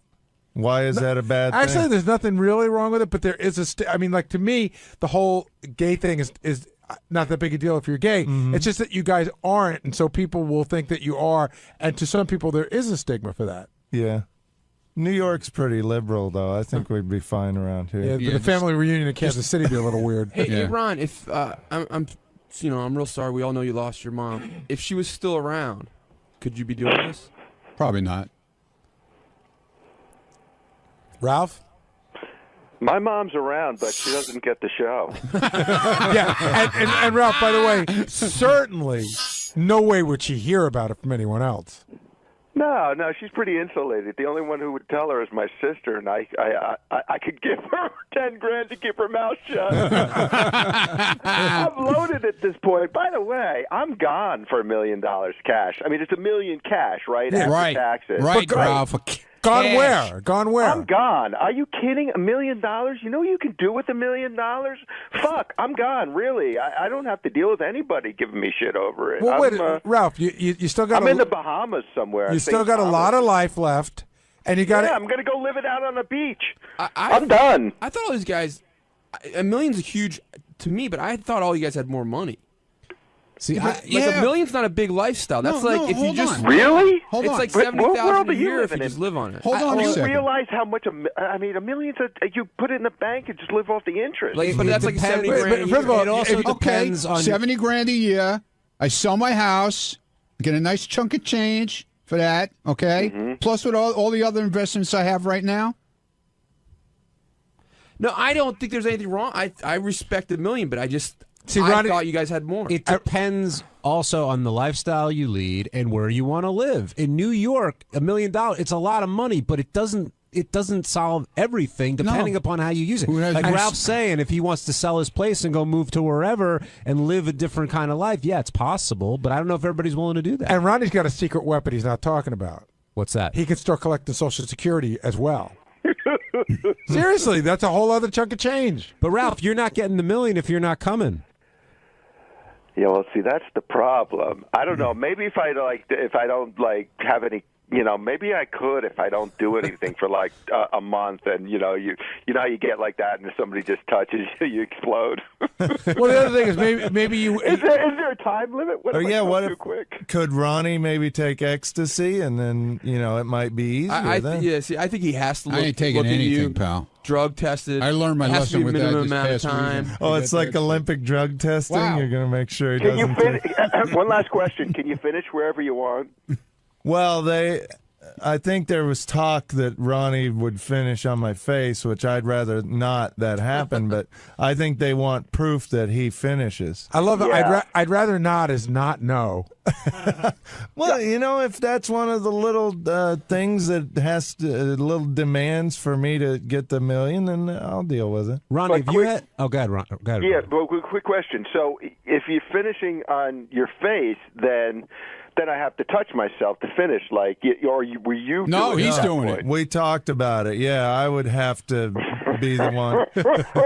This is not gay at all. It'd be like holding a water hose, over my face. You're earning that $1 million, that's for sure. And Ronnie, of course, there's a way this money can be. I mean, it'll turn. Somebody would sponsor it. You could be held somewhere else. You could sell tickets. I mean, of course, it could be that money could come from somewhere. So don't think that this couldn't happen. I can't speak for Noel Biederman, but I do know that he was trying to get the naming rights to Giant Stadium, and that's big money. And he's already a sponsor on this show. It wouldn't surprise Gary. Am I off base? I wouldn't say it's a slam dunk, but it's not. I wouldn't say it's no way is it happening. I'm going to ask you kind of a crude question, but so to get the $1 million for this, you have to get hard, I guess, to finish, and you have to finish. Well, let's say the option was you could put your penis, your limp penis, between Richard's butt cheeks and not come. Which would you rather do? Absolutely not. I'll do that too. Do you come a lot, Ronnie? Do I what? Do you come a lot? I never measured it, dude. Sir, come a lot. Would you be interested if there were a $250,000 bonus to go a second round? I could be up for that, maybe. Do you guys agree that there should be no Viagra or anything like that, or that doesn't matter to you? Or Ronnie, you have no problem. Well, Viagra, forget about it. He'd be sucking my dick for a fucking week. Yes, Viagra doesn't make you come; it just gets you hard.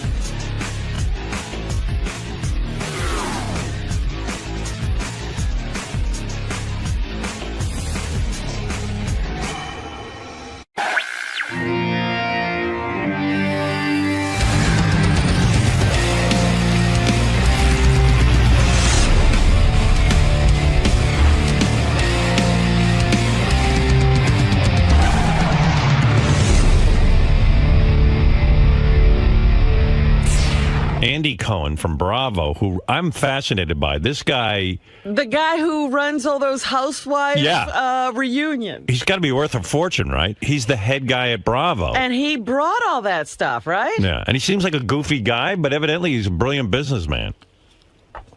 Yeah, I couldn't believe the same guy who was doing those goofy interviews runs the place. Yeah. Yeah, right? I just thought he was some goofy guy who they got to be into the housewives. Yeah. I didn't realize he had provided them with all those shows. We'll bring them in. Thanks.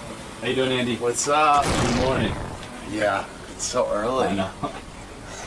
All the guests come in and they have that. Oh my God. Dave's looking at me. I know. I need some tea or something. Yeah, we'll get you handled. Thank you, man. We'll get you caffeinated. Thanks. Right this way, sir. Right in here.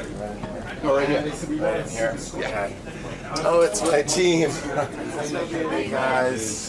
So you're here today to promote your new book. Yes, it's called Most Talkative. So you've got that going on. I'm very talkative today.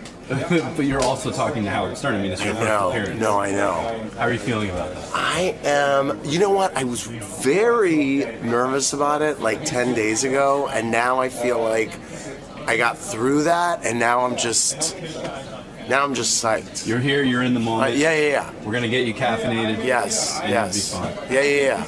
Yeah. I'm very excited. I'm like the biggest Howard fan. I can't believe I even got through security. I can't believe I got booked on the show. Actually. He's psyched to have you in. I'm very excited about it. Cool. Yeah. Have fun today. Thanks. Andy Cohen is a guy who, against all odds, is successful on television, and he's a successful programmer. He is responsible for all of the shows on Bravo. Bravo was kind of this cable channel that was languishing, couldn't find an identity, and didn't know really what to do with itself for a while. Yeah, and Andy figured it out. Yeah. Oh, yeah. Good for you. Oh, yeah. I'm fascinated by you, actually. Andy, Bravo is a network that, as Robin just said, was languishing. It was not doing well. You were hired not to be an on-air guy. Right. Not at all. But to be the head programmer. Right. What credentials did you have? Yes. What is you? No one knows really much about you. Yeah. How did you get to be a programmer at Bravo? I started, by the way, when I started in TV, I wanted to be on the air. And this was like 25 years ago. And Don't you think a lot of television executives want to be on the air? Which is why it is so fucking crazy that this happened. I mean, this is like, to say 1 in a million is an overstatement. This does not ever happen. Because not only are you the program guy, you're openly gay. Yes. And so right away, it's hard to get a network programming job being openly gay. That's number one, don't you think? I mean, at this point, yeah, I don't know. I still think so. Really? Absolutely. Maybe on a Big Besides Three you, or Big you Four. and Les Moonves are the only two guys that are openly gay program directors. I mean it. Funny. What do you mean funny? Oh, he's not gay? I thought Julie Chen. She's not a beard? She and I were interns together at CBS News, Is that right? actually. Is that right? Yeah, we were. I was obviously making a joke, so yes. Les, you can't sue me. You're not anyway. serious? No, I'm not serious. Although who knows? You never know. He's a very attractive guy. Very personable. Very personable. Yes. So I still think that most programming guys would love, like Les Moonves, for example, was an actor. He put himself in some series even. And I think that they can't be on the air because they will be viewed as less professional. Right. You know. Well, I think you're right. And programming guys, I think, are hams in general, basically. Right. And the thing that I get so much, and it actually bugs me, and it's why I'm excited that this book is coming out, because I tell the story in the book, is everybody says, oh, you gave yourself your own show. You gave yourself your own show. Do you know how hard it is to fucking give yourself your own show? No, how hard is it? Well, you can't do it. What? I'm a runaway train? I'm because like, most people at the network probably said, oh, and you can't give yourself a show. Well, it's not possible. Right. It is like impossible to walk in. I mean, because you're actually, you look like a bigger douche. You look like the biggest douche on the planet. So how did you put yourself on TV? Well, so I didn't put myself on TV. Right, how did you wrangle a TV yes, show? exactly. Right. So basically, when I was at CBS News for 10 years. All right, your background was at CBS. Where did you go to college? I went to Boston U, where you went to college. Where did you grow up? I grew up in St. Louis. In St. Louis. And by the way, the arch is very impressive. I don't know what. Dude, it's a sculpture. It's like a 60-story sculpture. I don't know. It's sort of like in the middle of nowhere, you know? Well, it's like, all right. Well, the placement, it would be hard to place it somewhere else. It's surrounded by like warehouse buildings. Yeah, well, all right. The The surrounding area. Weird, that's all. Yes. No, it is weird. Everyone was all insulted. What did you say it was? It's a sculpture. No. But is it impressive? It is so impressive. It is? Yes. All right, it don't get actually- off track. Okay, I'm sorry. All right, you From grew up St. in Louis. St. Louis. Grew up in St. Louis. Where in St. Louis? In the suburbs. All right, in the suburbs. Were you a popular kid? I was. Were you openly gay at a young age? No, I wasn't. I actually was in terror of coming out. I mean, and I was popular. I was voted most talkative in my high school class, and I was head of the student body. And did you know you were gay? Yes, I did. And you had to live a closeted life. It was so bad. And did you date girls? I didn't. No, So you've never banged a chick? No, you haven't. No. What do they call that? They call it a gay person who always knew he was gay. That is called a pureblood. A pure Is it really? That's right. Are you kidding? That's right. I knew there was a title. No. Gary, what's the title for like a gay guy?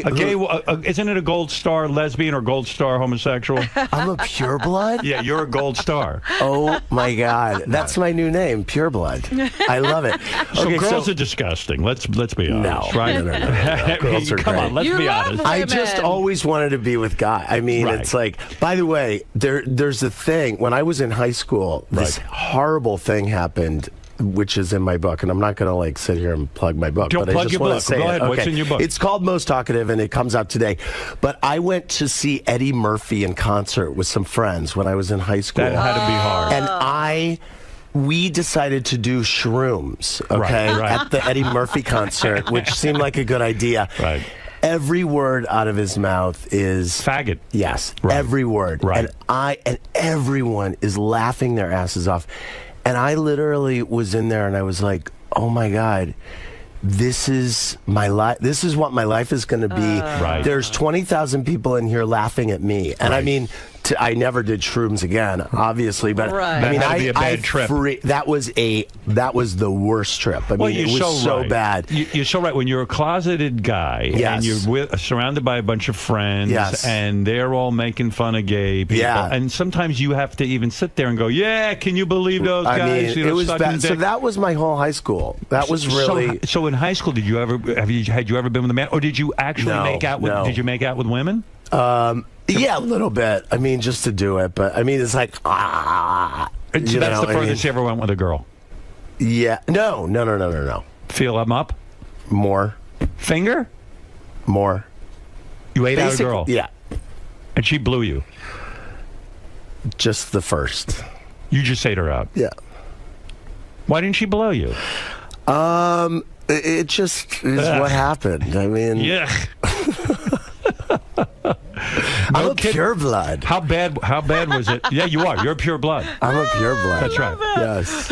I think I just made that up. I think you did. That's I right. love it. It's the best phrase. It's the now name of my second coined. book. So Andy, it's the name of my second I book. can't imagine the humiliation of going to the Eddie Murphy concert, and he, and, you know, and at the time he probably didn't realize how painful that was. You know, people's attitudes have changed. Right. And so Imagine my glee years later when he got pulled over with that. The tranny. I was like, oh, well, good. isn't this full circle? Karma's a bitch. Karma's a bitch. So that's tough. You go off to college, Yes. and then do you come out of the closet? I came out of the closet in college. Right. Yep. Did you tell your parents first, or did you? I told a girlfriend. I was studying abroad in London, and I went to Europe with a very good friend, my friend Jackie, and we traveled, and then she left, and I was alone in Europe, and then I was like, fuck this, I'm going to start going to gay bars, and I'm going to, Did you force yourself to talk a little differently? Were you like, hi, everybody? No. I mean, yeah, right. I was